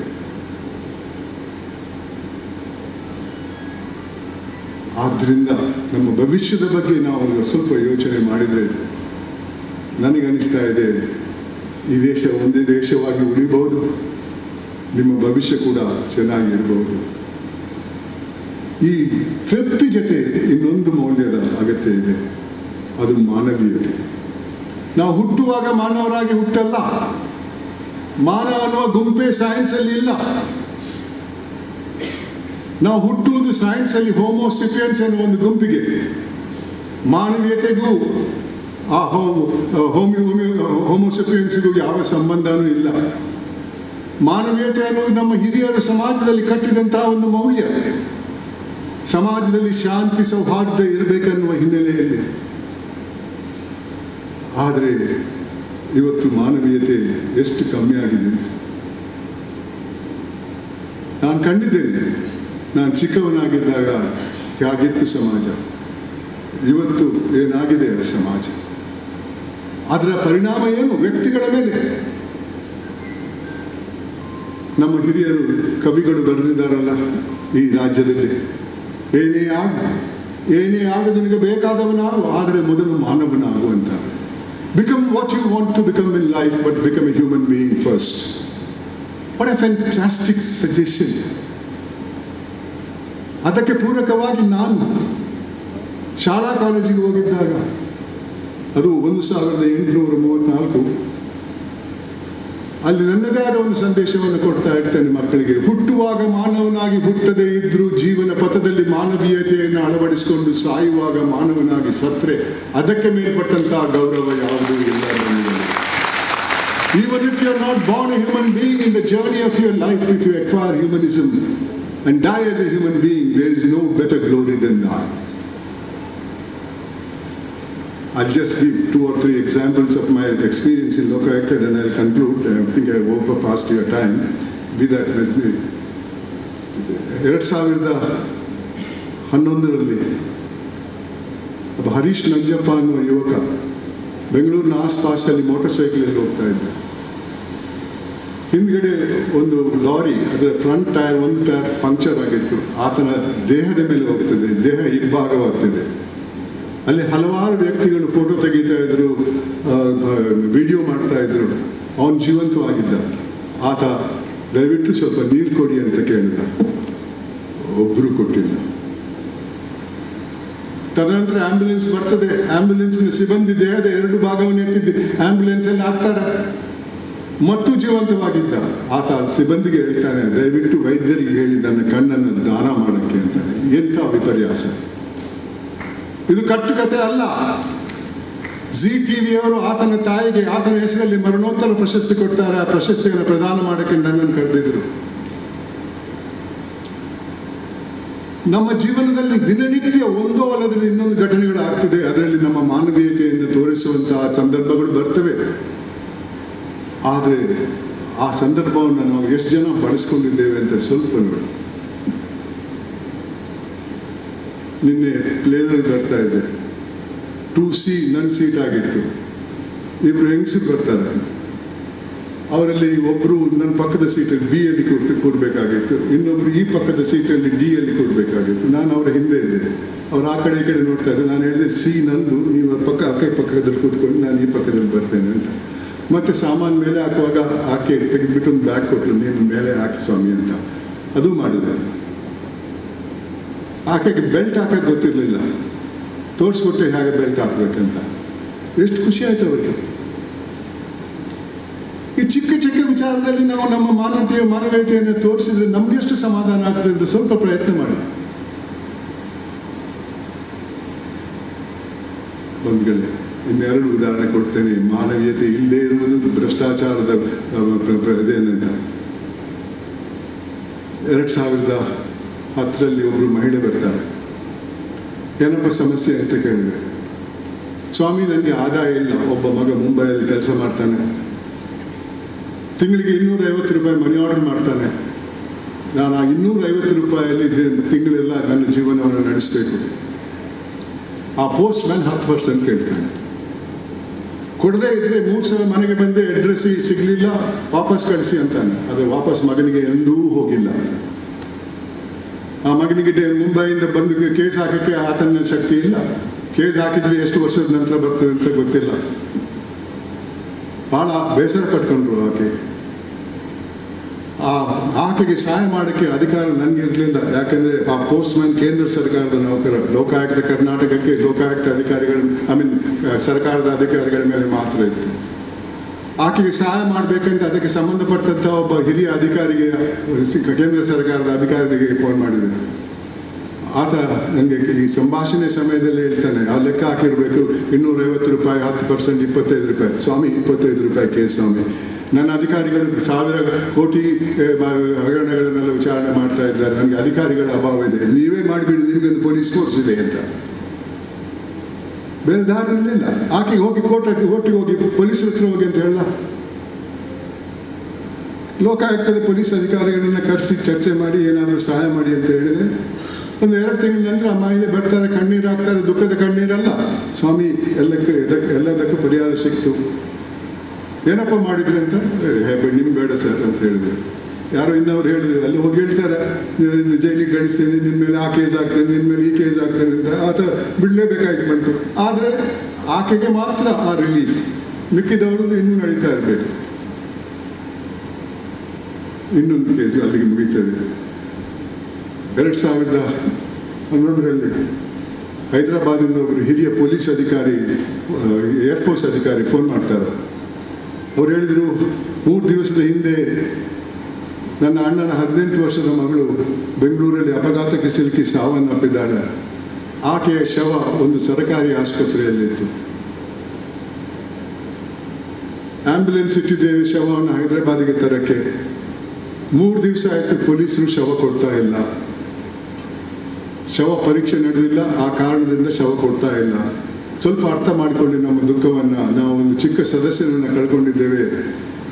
ಎಷ್ಟು ದಿನ ಅಂತ ಕಾಯಲಿ, ಅಂತ್ಯಕ್ರಿಯೆ ನಡೆದಿಲ್ಲ ಅಂತ ಬೇಸರ ಪಡ್ಕೊಂಡು ನಾನು ಹೇಳಿದೆ ಒಂದು 2 ಗಂಟೆಯಲ್ಲಿ ಫೋನ್ ಮಾಡ್ತೇನೆ ಅಂತ ಆಸ್ಪತ್ರೆಗೆ ಹೋದೆ. ಅಲ್ಲಿ ಸೂಪರಿಂಟೆಂಡರನ್ನು ಭೇಟಿ ಮಾಡಿದೆ. ಅವ್ರು ಹೇಳಿದ್ರು ಈ ರೀತಿ ಆಗಕ್ಕೆ ಸಾಧ್ಯ ಇಲ್ಲ, 2 ನುರಿತ ಡಾಕ್ಟರ್ಗಳನ್ನು ನಾನು ಆಸ್ಪತ್ರೆಗೆ ಕಳಿಸಿದ್ದೇನೆ, ಹೋಗಿ ಅವ್ರಿಗೆ ಕರೆಸಿ ಕೇಳೋಣ ಅಂತ ಪಿಯೋನ್ ಕಳಿಸ್ತಾರೆ. ಆ 2 ಡಾಕ್ಟ್ರಲ್ಲಿ ಒಬ್ಬರು ಡಾಕ್ಟರ್ ಬರ್ತಾರೆ. ಏನು ಸರ್, ಏನು ಅವಸರ, ಶವ ಕೊಡ್ತಾ ಹೋಗ್ತಾ ಇಲ್ಲ, ಫ್ರೀಸರಲ್ಲಿದೆ, ಜೀವಂತ ಇರುವಂಥ ರೋಗಿಗಳ ಪರೀಕ್ಷೆ ಮೊದಲು ಮಾಡಬೇಕೆ, ಸತ್ತ ಶವದ ಪರೀಕ್ಷೆ ಮೊದಲು ಮಾಡಬೇಕೆ ಅಂತ ಕೇಳ್ತಾರೆ. ಆವಾಗ ಸೂಪ್ರೆಂಟ್ ಹೇಳ್ತಾರೆ, ಜೀವಂತ ಇರುವಂಥ ರೋಗಿಗಳ ಪರೀಕ್ಷೆ ಮಾಡೋಕ್ಕೆ ನಿಮ್ಗೆ ಯಾರು ಅಧಿಕಾರ ಕೊಟ್ಟರು? ನಿಮ್ಮನ್ನು ನಾನು ಕಳಿಸಿದ್ದು ಶವಾಗಾರಕ್ಕೆ. ಈ ಆಸ್ಪತ್ರೆಯಲ್ಲಿ ದಿನಕ್ಕೆ 2-3 ಶವಗಳು ಬರ್ತವೆ, ಆಕ್ಸಿಡೆಂಟು, ಸುಯಿಸೈಡು, ಮರ್ಡರ್ ಎಲ್ಲ. 3 ದಿನ ಆಯ್ತಂತೆ ಇನ್ನೂ ಶವ ಪರೀಕ್ಷೆ ನಡೆದಿಲ್ಲ ಅಂತ.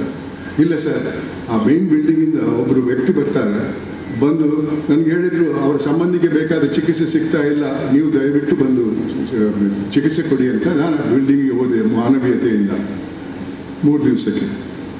ನಾನು ಕೇಳಿದೆ, ವೈದ್ಯರೇ ಆ ರೋಗಿ ಅಥವಾ ರೋಗಿಯ ಸಂಬಂಧ ಪರಿಚಯ ನಿಮಗೆ ಮೊದಲಿತ್ತೆ?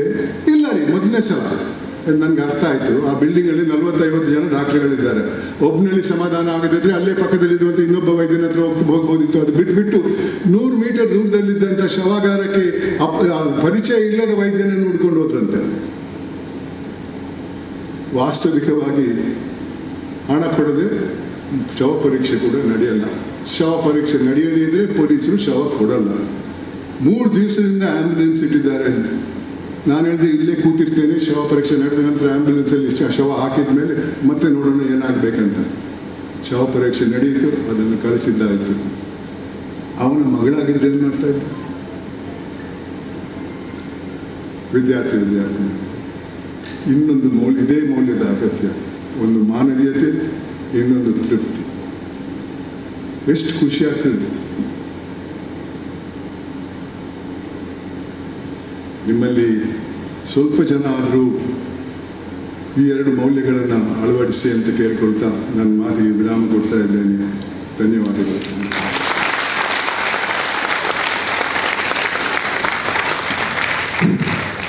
ಶಾಸಕಾಂಗ, ಕಾರ್ಯಾಂಗ ಮತ್ತು ನ್ಯಾಯಾಂಗಗಳು ಪ್ರಜಾಪ್ರಭುತ್ವದ ಆಧಾರ ಸ್ತಂಭಗಳು. ಸಂವಿಧಾನದ ಕರ್ತೃಗಳು ಮಹದಾಶೆಯೊಂದಿಗೆ ಸಿದ್ಧಪಡಿಸಿದಂತಹ ನಮ್ಮ ಕಾರ್ಯವ್ಯವಸ್ಥೆ ಅಧಪತನವನ್ನ ತಲುಪಿರುವಂಥದ್ದು ರಾಷ್ಟ್ರದ ದುರಂತ.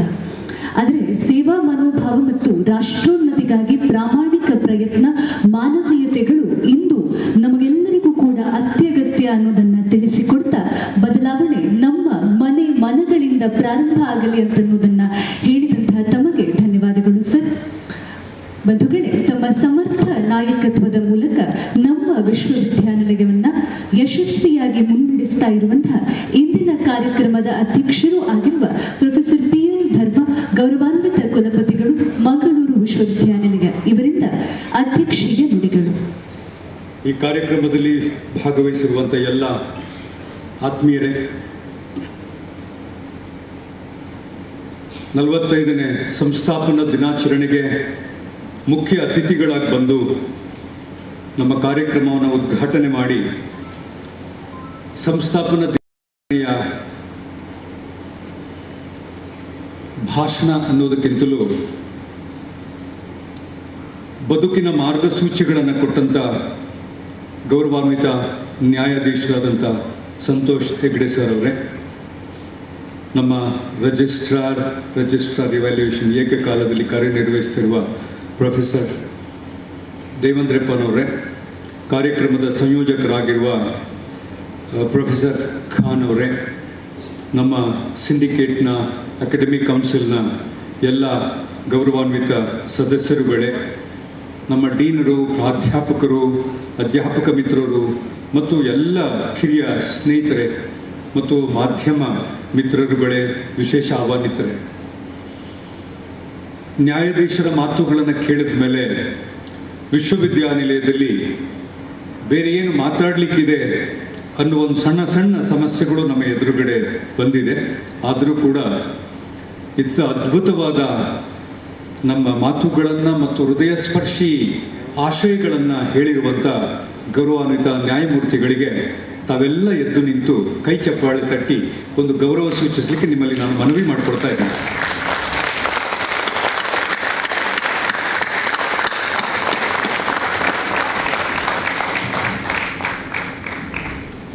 ಕಾರ್ಯಕ್ರಮದ ಅಧ್ಯಕ್ಷನಾಗಿ ವಿಶ್ವವಿದ್ಯಾನಿಲಯದ ಕುಲಪತಿಯಾಗಿ ನನಗೆ ಕೊಟ್ಟಿರುವ ಈ ಸಮಯಗಳಲ್ಲಿ ಕೆಲವು ಪ್ರಮುಖ ಚಾರಿತ್ರಿಕ ಘಟನೆಗಳನ್ನು ನೆನಪಿಸ್ಕೊಳ್ತಾ ನಮ್ಮ ನಾಳಿನ ದಿನಗಳು ಹೇಗಿರಬೇಕು ಅನ್ನೋದನ್ನು ತುಂಬ ಸೂಕ್ಷ್ಮವಾಗಿ ನಿಮ್ಮ ಜೊತೆ ಹಂಚಿಕೊಳ್ಳಿಕ್ಕೆ ನಾನು ಇಷ್ಟಪಡ್ತೇನೆ. ತಮಗೆಲ್ಲರಿಗೂ ಗೊತ್ತಿರುವ ಹಾಗೆ ನಮ್ಮೆಲ್ಲರ 45 ವರ್ಷದ ಪ್ರಯಾಣ ಅತ್ಯಂತ ಶೈಕ್ಷಣಿಕವಾಗಿ ಮೆಚ್ಚಿಕೊಳ್ಳುವಂಥದ್ದು. ಇದಕ್ಕೆ ಸಂಬಂಧಪಟ್ಟಂಥ ಎಲ್ಲ ಪ್ರಾಧ್ಯಾಪಕ ಮಿತ್ರರುಗಳು, ಸಂಶೋಧಕರು ಮತ್ತು ಇದರ ಪರದ ಹಿಂದೆ ಕೆಲಸ ಮಾಡಿದಂಥ ಎಲ್ಲರನ್ನೂ ಕೂಡ ಈ ಸಂದರ್ಭದಲ್ಲಿ ನಾನು ನೆನಪಿಸ್ಕೊಳ್ತಾ ಸಂಸ್ಥಾಪನಾ ದಿನಾಚರಣೆಯ ಶುಭಾಶಯಗಳನ್ನು ಮತ್ತೊಮ್ಮೆ ತಮಗೆ ನಾನು ಅರ್ಪಿಸ್ತಾ ಇದ್ದೇನೆ. ಇಡೀ ವಿಶ್ವವಿದ್ಯಾನಿಲಯದಲ್ಲಿ ಕಾರ್ಯನಿರ್ವಹಿಸಿರುವ ನಮ್ಮ ಎಲ್ಲ ಹಿರಿಯ ಸಿಬ್ಬಂದಿಗಳು, ನಿವೃತ್ತರಾಗಿರುವವರು ಮತ್ತು ಕಾರ್ಯನಿರ್ವಹಿಸ್ತಾ ಇರುವವರು, ಇದರ ಹಿಂದೆ ಕೆಲಸ ಮಾಡಿದಂಥ ಎಲ್ಲ ಪ್ರಾಧ್ಯಾಪಕರು, ಕುಲಸಚಿವರು, ಕುಲಪತಿಗಳು, ಎಲ್ಲ ಸಿಂಡಿಕೇಟ್ ಮತ್ತು ಶೈಕ್ಷಣಿಕ ಮಂಡಳಿ ಸದಸ್ಯರುಗಳಿಗೆ ಈ 45 ವರ್ಷದ ಕೀರ್ತಿ ಏನಿದೆ, ಶೈಕ್ಷಣಿಕ ಕೀರ್ತಿ ಏನಿದೆ, ಅದು ಅವರಿಗೆ ಚಾಚು ತಪ್ಪದೆ ಸಲ್ಲಬೇಕು ಅನ್ನೋದು ನನ್ನ ಆಶಯ. ತಮಗೆಲ್ಲ ಗೊತ್ತಿರುವ ಹಾಗೆ ಇದಕ್ಕೆ ಸಂಬಂಧಪಟ್ಟ ಹಾಗೆ ವಿಶ್ವವಿದ್ಯಾನಿಲಯದಲ್ಲಿ ಕೆಲವು ಮೂಲಭೂತ ಸೌಕರ್ಯಗಳನ್ನು ನಾವೆಲ್ಲ ತಯಾರು ಮಾಡಿಕೊಂಡು ನಮ್ಮದೇ ಆದಂಥ ಒಂದು ಗುರಿಗಳನ್ನು ಇಟ್ಕೊಂಡು ನ್ಯಾಯಾಧೀಶರು ಹೇಳಿದ ಹಾಗೆ ದೇಶದಲ್ಲಿ ನೀವು ನಿರ್ವಹಿಸುವ ಕರ್ತವ್ಯಗಳು ನ್ಯಾಯಾಧೀಶರಾಗೇ ಮಾಡಬೇಕು ಅಂತೇನಿಲ್ಲ, ಅಥವಾ ಶಾಸಕಾಂಗದ ಕಾರ್ಯಾಂಗದ ನ್ಯಾಯಾಂಗದ ಕೆಲಸಲೇ ಮಾಡಬೇಕು ಅಂತೇನಿಲ್ಲ. ದೇವರು ನಿಮ್ಗೆ ಏನೇನು ಅವಕಾಶ ಎಲ್ಲೆಲ್ಲಿ ಕೊಟ್ಟಿದ್ದಾರೋ ಆ ಮುಖಾಂತರ ಕಾರ್ಯನಿರ್ವಹಿಸಿದ್ರೆ ಎಲ್ಲವೂ ಕೂಡ ಮಾನವ ಅಭಿವೃದ್ಧಿಗೆ ಸಹಕಾರಿ ಆಗುತ್ತೆ ಅಂತ ಬಹಳ ಮಾರ್ಮಿಕವಾಗಿ ನಮ್ಗೆ ಹೇಳಿದ್ದಾರೆ.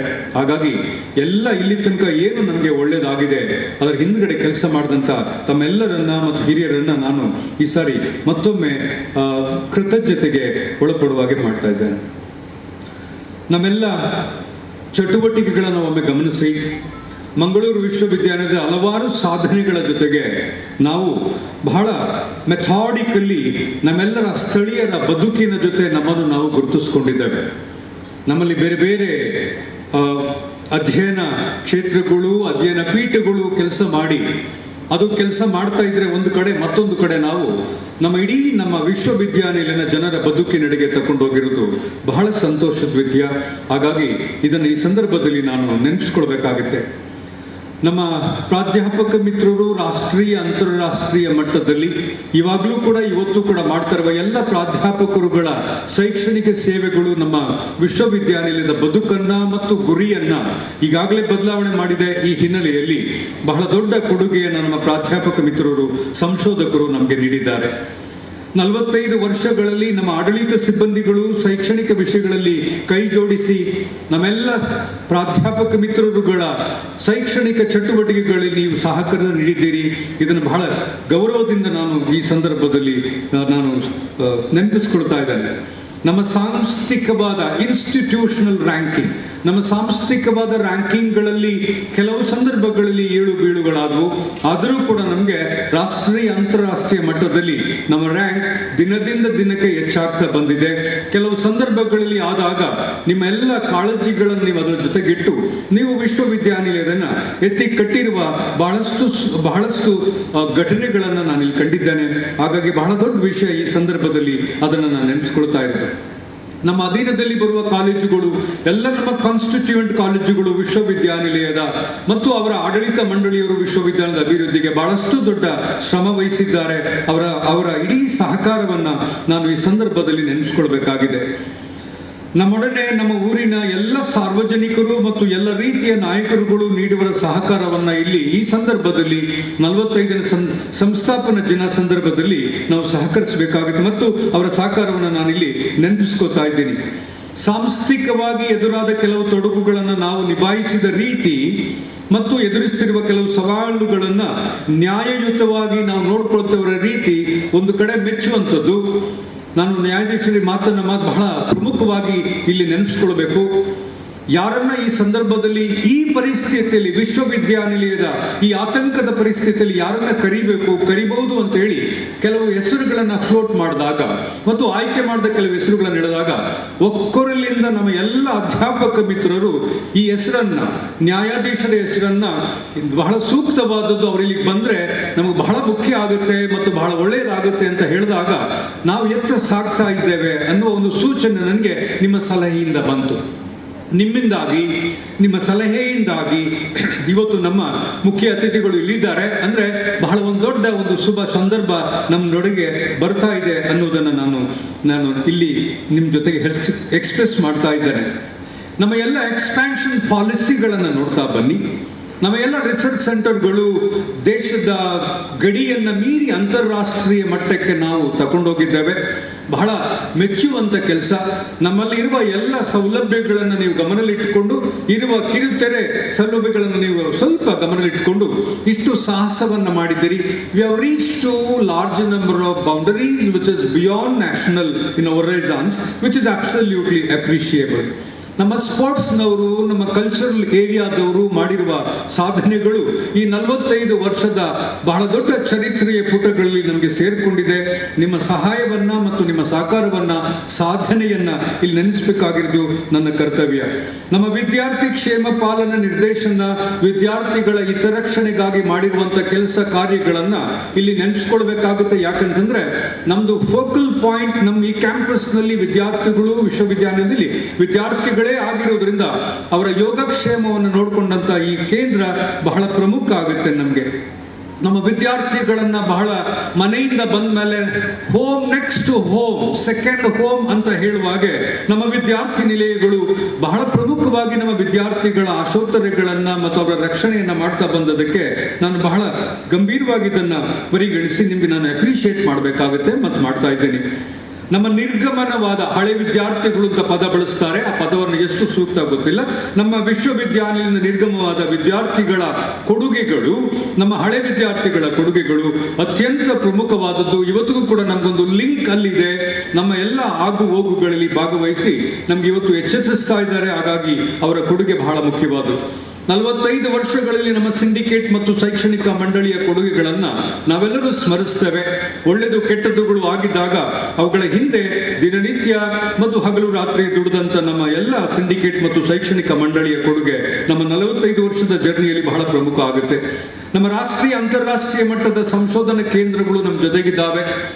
ಬಹಳ ಮುಖ್ಯವಾದಂತ ಒಡಂಬಡಿಕೆಗಳನ್ನು ನಾವು ಮಾಡಿಕೊಂಡಿದ್ದೇವೆ. ಹಾಗಾಗಿ ಪ್ರಪಂಚದಾದ್ಯಂತ ಮಂಗಳೂರು ವಿಶ್ವವಿದ್ಯಾಲಯದ ಶೈಕ್ಷಣಿಕ ಅಧ್ಯಾಯ ತೆರೆದಿದೆ. ಈ ಹಿನ್ನೆಲೆಯಲ್ಲಿ ನಮ್ಮ ಒಡಂಬಡಿಕೆಗಳು ಮತ್ತು ನಮ್ಮ ರಾಷ್ಟ್ರೀಯ ಅಂತಾರಾಷ್ಟ್ರೀಯ ಮಟ್ಟದ ಸಂಶೋಧನಾ ಕೇಂದ್ರಗಳು ಮಾಡ್ತಿರುವ ಕೆಲಸಗಳು ನಮ್ಮ ಇಡೀ ವಿಶ್ವವಿದ್ಯಾಲಯ ಗಟ್ಟಿಗೊಳಿಸಿರುವುದನ್ನು ನಾನು ಈ ಸಂದರ್ಭದಲ್ಲಿ ಹೇಳಬೇಕಾಗಿದೆ. ದಿನನಿತ್ಯ ಬಹಳ ಪ್ರಮುಖವಾದದ್ದು ಮತ್ತು ಮಾನವೀಯ ಗುಣಗಳನ್ನು ನಮ್ಮ ಗೌರವಾನ್ವಿತ ನ್ಯಾಯಾಧೀಶರು ಹೇಳಿದ್ದಾರೆ. ನಮ್ಮ ದಿನನಿತ್ಯದ ಸಂಕಷ್ಟದ ಜೊತೆಗೆ, ನಮ್ಮ ಸಂಸ್ಥೆಯ ಜೊತೆಗೆ, ನಮ್ಮ ಸುಖ ದುಃಖಗಳಲ್ಲಿ ಭಾಗವಹಿಸಿ ಕರ್ತವ್ಯ ನಿರ್ವಹಿಸುತ್ತಿರುವ ನಮ್ಮ ಎಲ್ಲ ವರ್ಗದ ಟೆಂಪರರಿ ಸಿಬ್ಬಂದಿಗಳು, ತೋಟಗಾರಿಕೆಯವರು ಮತ್ತು ಸ್ವಚ್ಛತಾ ಸಿಬ್ಬಂದಿಗಳು, ಭದ್ರತಾ ಸಿಬ್ಬಂದಿಗಳು ಎಲ್ಲರಿಗೂ ನಾನು ಅತ್ಯಂತ ಗೌರವದ ನಮನಗಳನ್ನು ಈ ಮುಖಾಂತರ ಸಲ್ಲಿಸ್ತೇನೆ. ನಾವು ತುಂಬಾ ಅವ್ರ ಮೇಲೆ ಗೌರವ ಇದೆ. ನಮ್ಮ ಸ್ವಚ್ಛತಾ ಸಿಬ್ಬಂದಿಗಳು ಮಾಡ್ತಾ ಇರುವ ಈ ಕೆಲಸದಲ್ಲಿ ನಾನೂ ಕೂಡ ಒಬ್ಬ ಅಂತ ಹೇಳ್ಕೊಳ್ಳಿಕ್ಕೆ ಸಂತೋಷ ಆಗುತ್ತೆ. ಈ ಸ್ವಚ್ಛತೆ ಕೆಲಸದಲ್ಲಿ ನಾನು ಕೂಡ ಭಾಗವಹಿಸ್ತೇನೆ.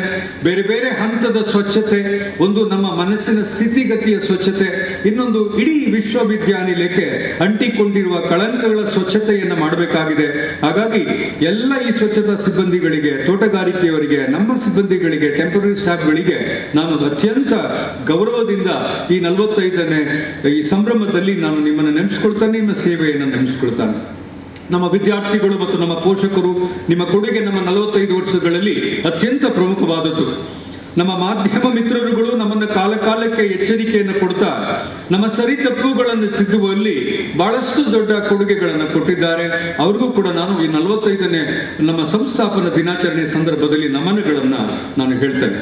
ಇದ್ರ ಜೊತೆಗೆ ಇವತ್ತು ನಮ್ಮ ಜೊತೆಗೆ ನಮ್ಮ ಕುಲಸಚಿವರು ಇರಬೇಕಾಗಿತ್ತು. ಇವತ್ತು ಅವರ ಅನುಪಸ್ಥಿತಿಯಲ್ಲಿ ಅವರನ್ನು ನಾನು ತುಂಬ ನೆನಪಿಸ್ಕೊಳ್ತಾ ಇದ್ದೇನೆ.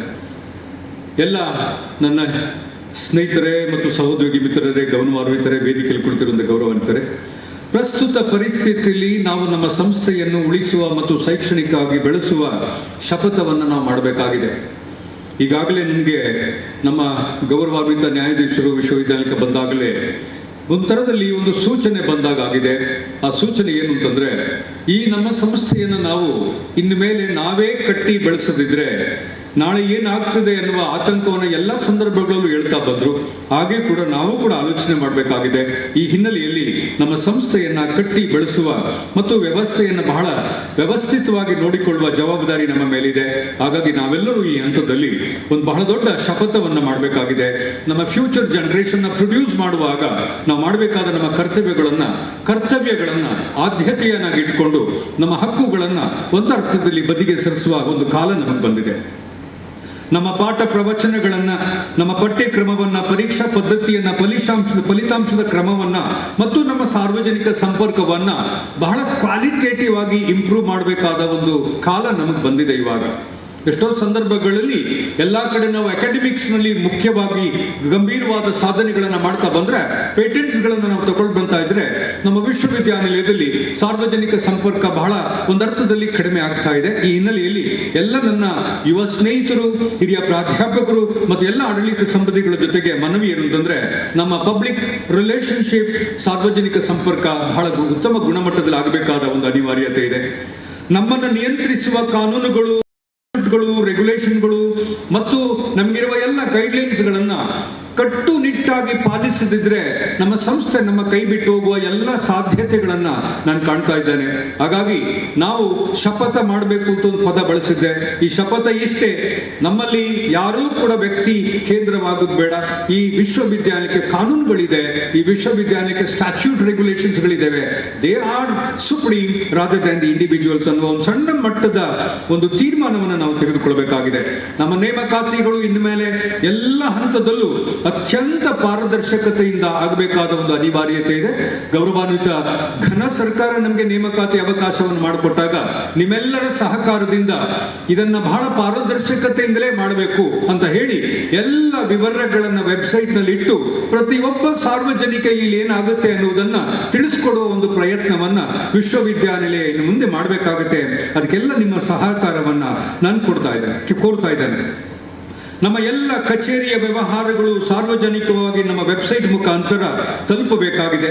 ಈ ಹಿನ್ನೆಲೆಯಲ್ಲಿ ಹಂತವಾಗಿ ನಮ್ಮ ವಿಶ್ವವಿದ್ಯಾನಿಲಯಕ್ಕೆ ಅಂಟಿಕೊಂಡಿರುವ ಈ RTI ರೋಗ ಏನಿದೆ ಅದನ್ನು ನಾವು ಪ್ರತಿ ತಿಂಗಳಲ್ಲಿ, ಪ್ರತಿ ವರ್ಷದಲ್ಲಿ ಕಡಿಮೆ ಮಾಡಬೇಕಾದ ಅನಿವಾರ್ಯತೆ ಬಂದಿದೆ. RTI ಎನ್ನುವುದು ಇವತ್ತು ಜಾಸ್ತಿ ಆಗಿದೆ ಅಂತಂದ್ರೆ ನಮ್ಮೊಳಗಡೆ ಏನೋ ಒಂದು ಸಮಸ್ಯೆ ಜಾಸ್ತಿ ಆಗಿರಬೇಕು. ಹಾಗಾಗಿ ನಮ್ಮ ಉದ್ದೇಶ ಏನಿದೆ ಅಂತಂದ್ರೆ RTI ನಲ್ಲಿ ಕೇಳುವ ಪ್ರಶ್ನೆಗಳಿಗೆ ಅವಕಾಶ ಮಾಡಿಕೊಡದೆ ನಾವು ಟ್ರಾನ್ಸ್ಪರೆಂಟ್ ಆಗಿ ಪಾರದರ್ಶಕತೆಯಿಂದ ಕೆಲಸ ಮಾಡುವ ಅವಶ್ಯಕತೆ ಇದೆ. ನಿಮ್ಮ ಶೈಕ್ಷಣಿಕ ಗುಣಮಟ್ಟ ಏರುವುದರ ಜೊತೆಗೆ ನಮ್ಮಲ್ಲಿ RTI ಚಟುವಟಿಕೆಗಳು ಕೆಲಸ ಕಡಿಮೆ ಆಗಬೇಕು ಅನ್ನೋದು ನನ್ನ ಬಹಳ ಪ್ರಮುಖವಾದ ಒಂದು ಕನಸು. ಅದಕ್ಕೆ ತಾವೆಲ್ಲರೂ ನನಗೆ ಸಹಕರಿಸ್ತೀರಿ ಮತ್ತು ಒಟ್ಟು ನಾವು ನಮಗೆ ಸಹಕರಿಸ್ಕೊಳ್ತೀವಿ ಅಂತ ನಾನು ನಿಮ್ಮಲ್ಲಿ ಮತ್ತೆ ಮನವಿ ಮಾಡಿಕೊಳ್ತಾ ಇದ್ದೇನೆ. ಕಚೇರಿಗಳ ನಡುವೆ ಆಡಳಿತಾತ್ಮಕವಾದ ಉತ್ತಮ ಬಾಂಧವ್ಯವನ್ನು ಬೆಳೆಸುವ ಮತ್ತು ಮುಂದುವರಿಸುವ ಕಾರ್ಯದಲ್ಲಿ ನಾವು ಮತ್ತೆ ಸಕ್ರಿಯವಾಗಿ ಕೆಲಸ ಮಾಡಬೇಕಾಗುತ್ತೆ. ಸರ್ ಮಾತಾಡ್ತಾ ನಮ್ಮ ದೇಶದಲ್ಲಿ ಸಂವಿಧಾನ ಕೊಟ್ಟಾಗ ಶಾಸಕಾಂಗ, ಕಾರ್ಯಾಂಗ, ನ್ಯಾಯಾಂಗ ಅಂತ ಹೇಳಿ ಬಹಳ ಒಳ್ಳೆಯ ಒಂದು ಚರಿತ್ರೆಯನ್ನ ಮತ್ತು ಬಹಳ ಗೂಸ್ ಬಂಪ್ಸ್ ಬರುವ ಒಂದು ಚರಿತ್ರೆಯನ್ನ ನಮ್ಮ ಮುಂದೆ ಇಟ್ಟಿದ್ರು.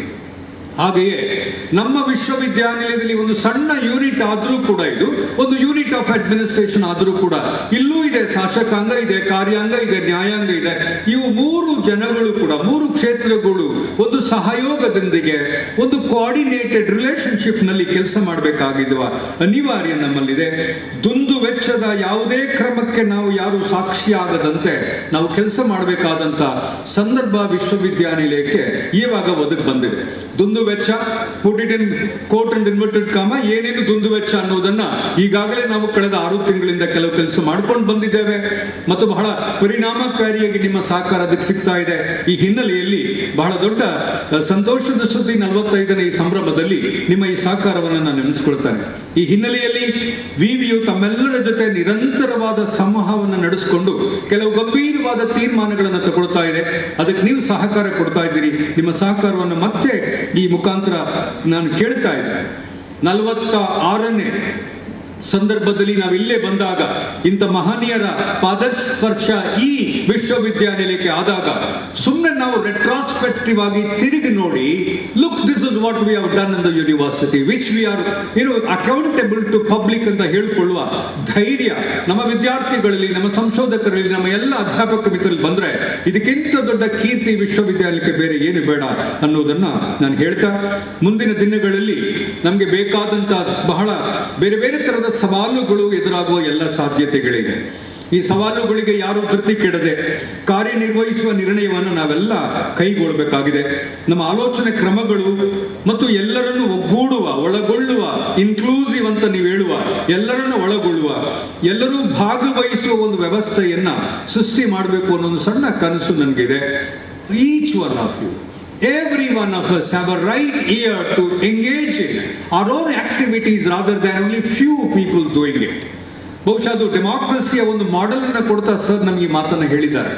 ನಮ್ಮ ಆಡಳಿತದ ಒಳಗಡೆ ಒಂದು ಡೆಮಾಕ್ರಟೈಸ್ ಮಾಡಲಿಕ್ಕೆ ಸಾಧ್ಯ ಇದೆಯೇ? ನಮ್ಮ ಚಟುವಟಿಕೆಗಳಲ್ಲಿ ಒಂದು ಡೆಮಾಕ್ರಟೈಸ್ ಮಾಡಲಿಕ್ಕೆ ಸಾಧ್ಯ ಇದೆಯೇ? ಯಾಕಂದ್ರೆ ಇದು ಶಿಕ್ಷಣ ಸಂಸ್ಥೆ. ನಮ್ಮ priority is to deliver the quality teaching. ಅದ್ ಬಿಟ್ರೆ ಇಲ್ಲಿ ಗೌಪ್ಯತೆ ಏನಿಲ್ಲ. ಸ್ವಲ್ಪ ಮಟ್ಟದಲ್ಲಿ ನಮ್ಮ ಎಕ್ಸಾಮಿನೇಷನ್ ಬಿಟ್ರೆ ಬೇರೆ ಗೌಪ್ಯತೆ ಏನಿಲ್ಲ. 46ನೇ ಸಂಸ್ಥಾಪನಾ ದಿನಾಚರಣೆಯನ್ನು ಆಚರಿಸುವ ಸಂದರ್ಭಕ್ಕೆ ನಮ್ಮಲ್ಲಿ ನಮ್ಮ ಎಲ್ಲ ಅಕಾಡೆಮಿಕ್ ಕ್ವಾಲಿಟಿ ಏರಿಕೆ ಆಗಬೇಕು. ಏರಿಕೆ ಆಗೋದ್ರ ಜೊತೆಗೆ ನಮ್ಮ ಗುಣನಡತೆಗಳು ಮತ್ತು ನಮ್ಮ ಮಾನವೀಯ ಮೌಲ್ಯಗಳು ವೃದ್ಧಿಯಾಗಲಿ ಎಂದು ಎಲ್ಲ ದೈವ ದೇವರುಗಳಲ್ಲಿ ಪ್ರಾರ್ಥಿಸಿಕೊಂಡು ನನ್ನ ಮಾತುಗಳನ್ನ ಇಲ್ಲಿ ಮುಕ್ತಾಯಗೊಳಿಸ್ತಾನೆ. ಈ ಕಾರ್ಯಕ್ರಮಕ್ಕೆ ಈಗಾಗಲೇ ಒಂದು ಫಾರ್ಮಲ್ ವೋಟ್ ಆಫ್ ಥ್ಯಾಂಕ್ಸ್ ಇದೆ. ಆದರೂ ಕೂಡ ಸರ್, ತಾವು ಇಲ್ಲಿ ಬರೋಕ್ಕಿಂತ ಮುಂಚೆ ತಮ್ಮ ಎಲ್ಲ ಚಟುವಟಿಕೆಗಳಲ್ಲಿ ಭಾಗವಹಿಸುವ ಭಾಗ್ಯವನ್ನ ದೇವರು ನನಗೆ ಕರುಣಿಸಿದ್ರು.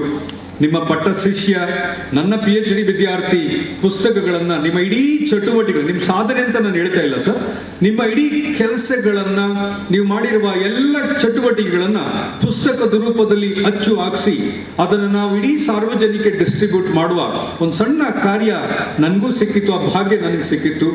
ಮನೆ ಮನೆಗಳಿಗೆ ನಿಮ್ಮ ಪುಸ್ತಕ ರೀಚ್ ಆಗಬೇಕು. ಮನೆ ಮನೆಗಳಿಗೆ ನಿಮ್ಮ ಕಾಳಜಿ ರೀಚ್ ಆಗಬೇಕು. ನೀವು ಕೈಗೊಂಡ ಕಾರ್ಯಗಳು ಕರ್ನಾಟಕದಲ್ಲಿ ಮಾತ್ರ ಅಲ್ಲ, ದೇಶದಲ್ಲಿ ಎಲ್ಲರ ಮನಸ್ಸಿನಲ್ಲಿ ಮತ್ತು ಎಲ್ಲ ಲೈಬ್ರರಿಗಳಲ್ಲಿ ಅದು ಗೊತ್ತಾಗಬೇಕು. ಮಕ್ಕಳು ಓದಬೇಕು, ಓದಿ ಅಟ್ಲೀಸ್ಟ್ ನೀವು ನೂರಾರು ಕೆಲಸಗಳನ್ನು ಮಾಡಿದ್ದೀರಿ. ಅದ್ರಲ್ಲಿ ಒಂದು ಕೆಲಸವನ್ನ ನಾವು ಒಬ್ಬೊಬ್ಬರು ಈ ದೇಶದಲ್ಲಿ ಮಾಡಿದ್ರೆ ಬಹುಶಃ ನೀವು ನಿಮ್ಮ ಕನಸುಗಳನ್ನ, ನಿಮ್ಮ ಆಶಯಗಳನ್ನು ನಾವು ಪೂರೈಸ್ತೀವಿ ಅನ್ನೋ ಒಂದು ನಂಬಿಕೆ ನನಗಿದೆ ಸರ್. ತಾವು ಮಂಗಳೂರು ವಿಶ್ವವಿದ್ಯಾಲಯಕ್ಕೆ ಬಂದದ್ದು ನಮ್ಮ ಬದುಕಿಗೆ ಒಂದು ಹೊಸ ಕಲ್ಪನೆಯನ್ನು ಸೂಚಿಸಿಕೊಟ್ಟದ್ದು ಬಹಳ ಸಂತೋಷ ತಂದಿದೆ. ಇಷ್ಟು ತಮ್ಗೆ ಹೇಳಿ ನಾನು ನನ್ನ ಒಂದು ಕೃತಜ್ಞತೆ ನಮ್ಗೆ ಹೇಳಿ ನನ್ನ ಮಾತುಗಳನ್ನು ಮುಗಿಸ್ತೇನೆ. ಜೈ Hind.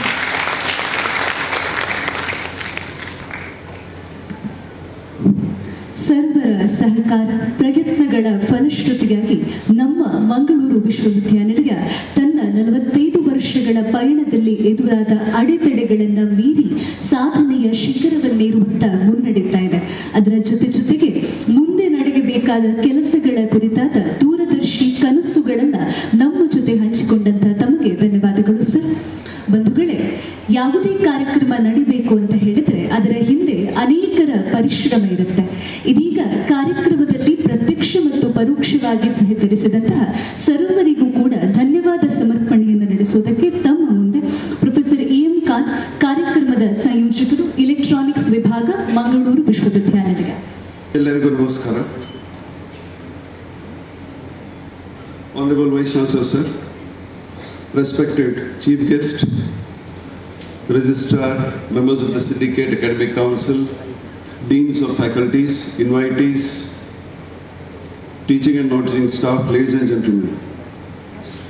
I stand before you to propose the vote of thanks on the occasion of this 45th Foundation Day of our university.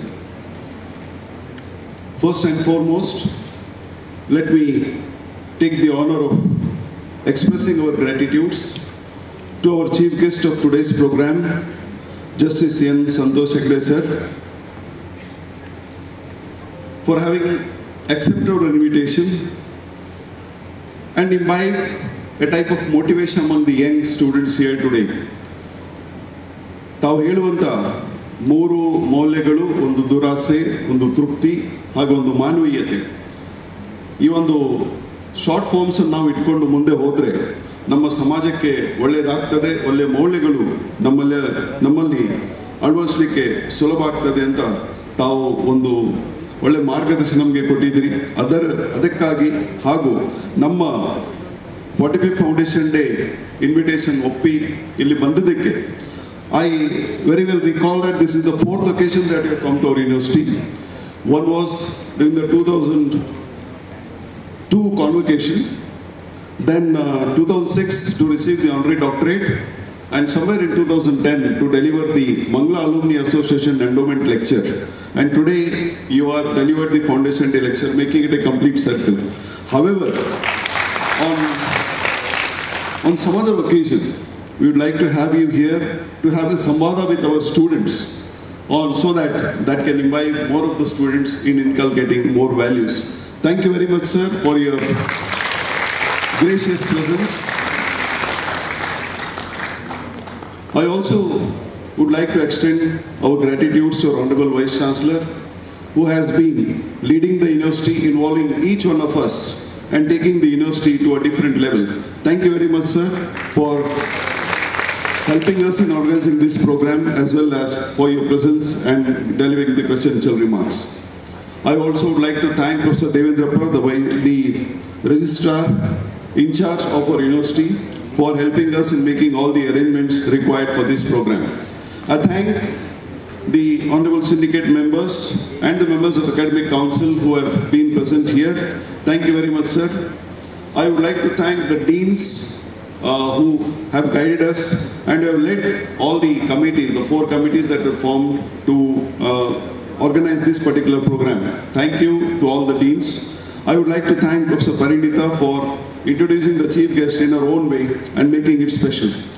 I thank all the teaching staff, the administrative staff of the university, the research scholars and students for making this function a grand success.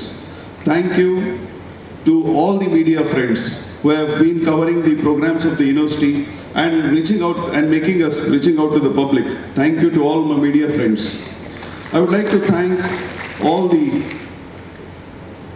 members of the committee who have helped us in organizing this program, and the engineering section who have made all the arrangements for this program today, as well as all those who have contributed directly or indirectly in making this program a grand success.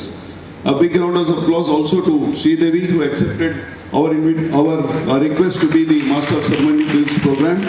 Thanks to the students and the staff who sung the university anthem, as well as all of them who have been present here, all the teaching staff, the non-teaching staff, and all my friends, all the invitees. Thank you once again for being present here and making this function a grand success. Thank you one and all.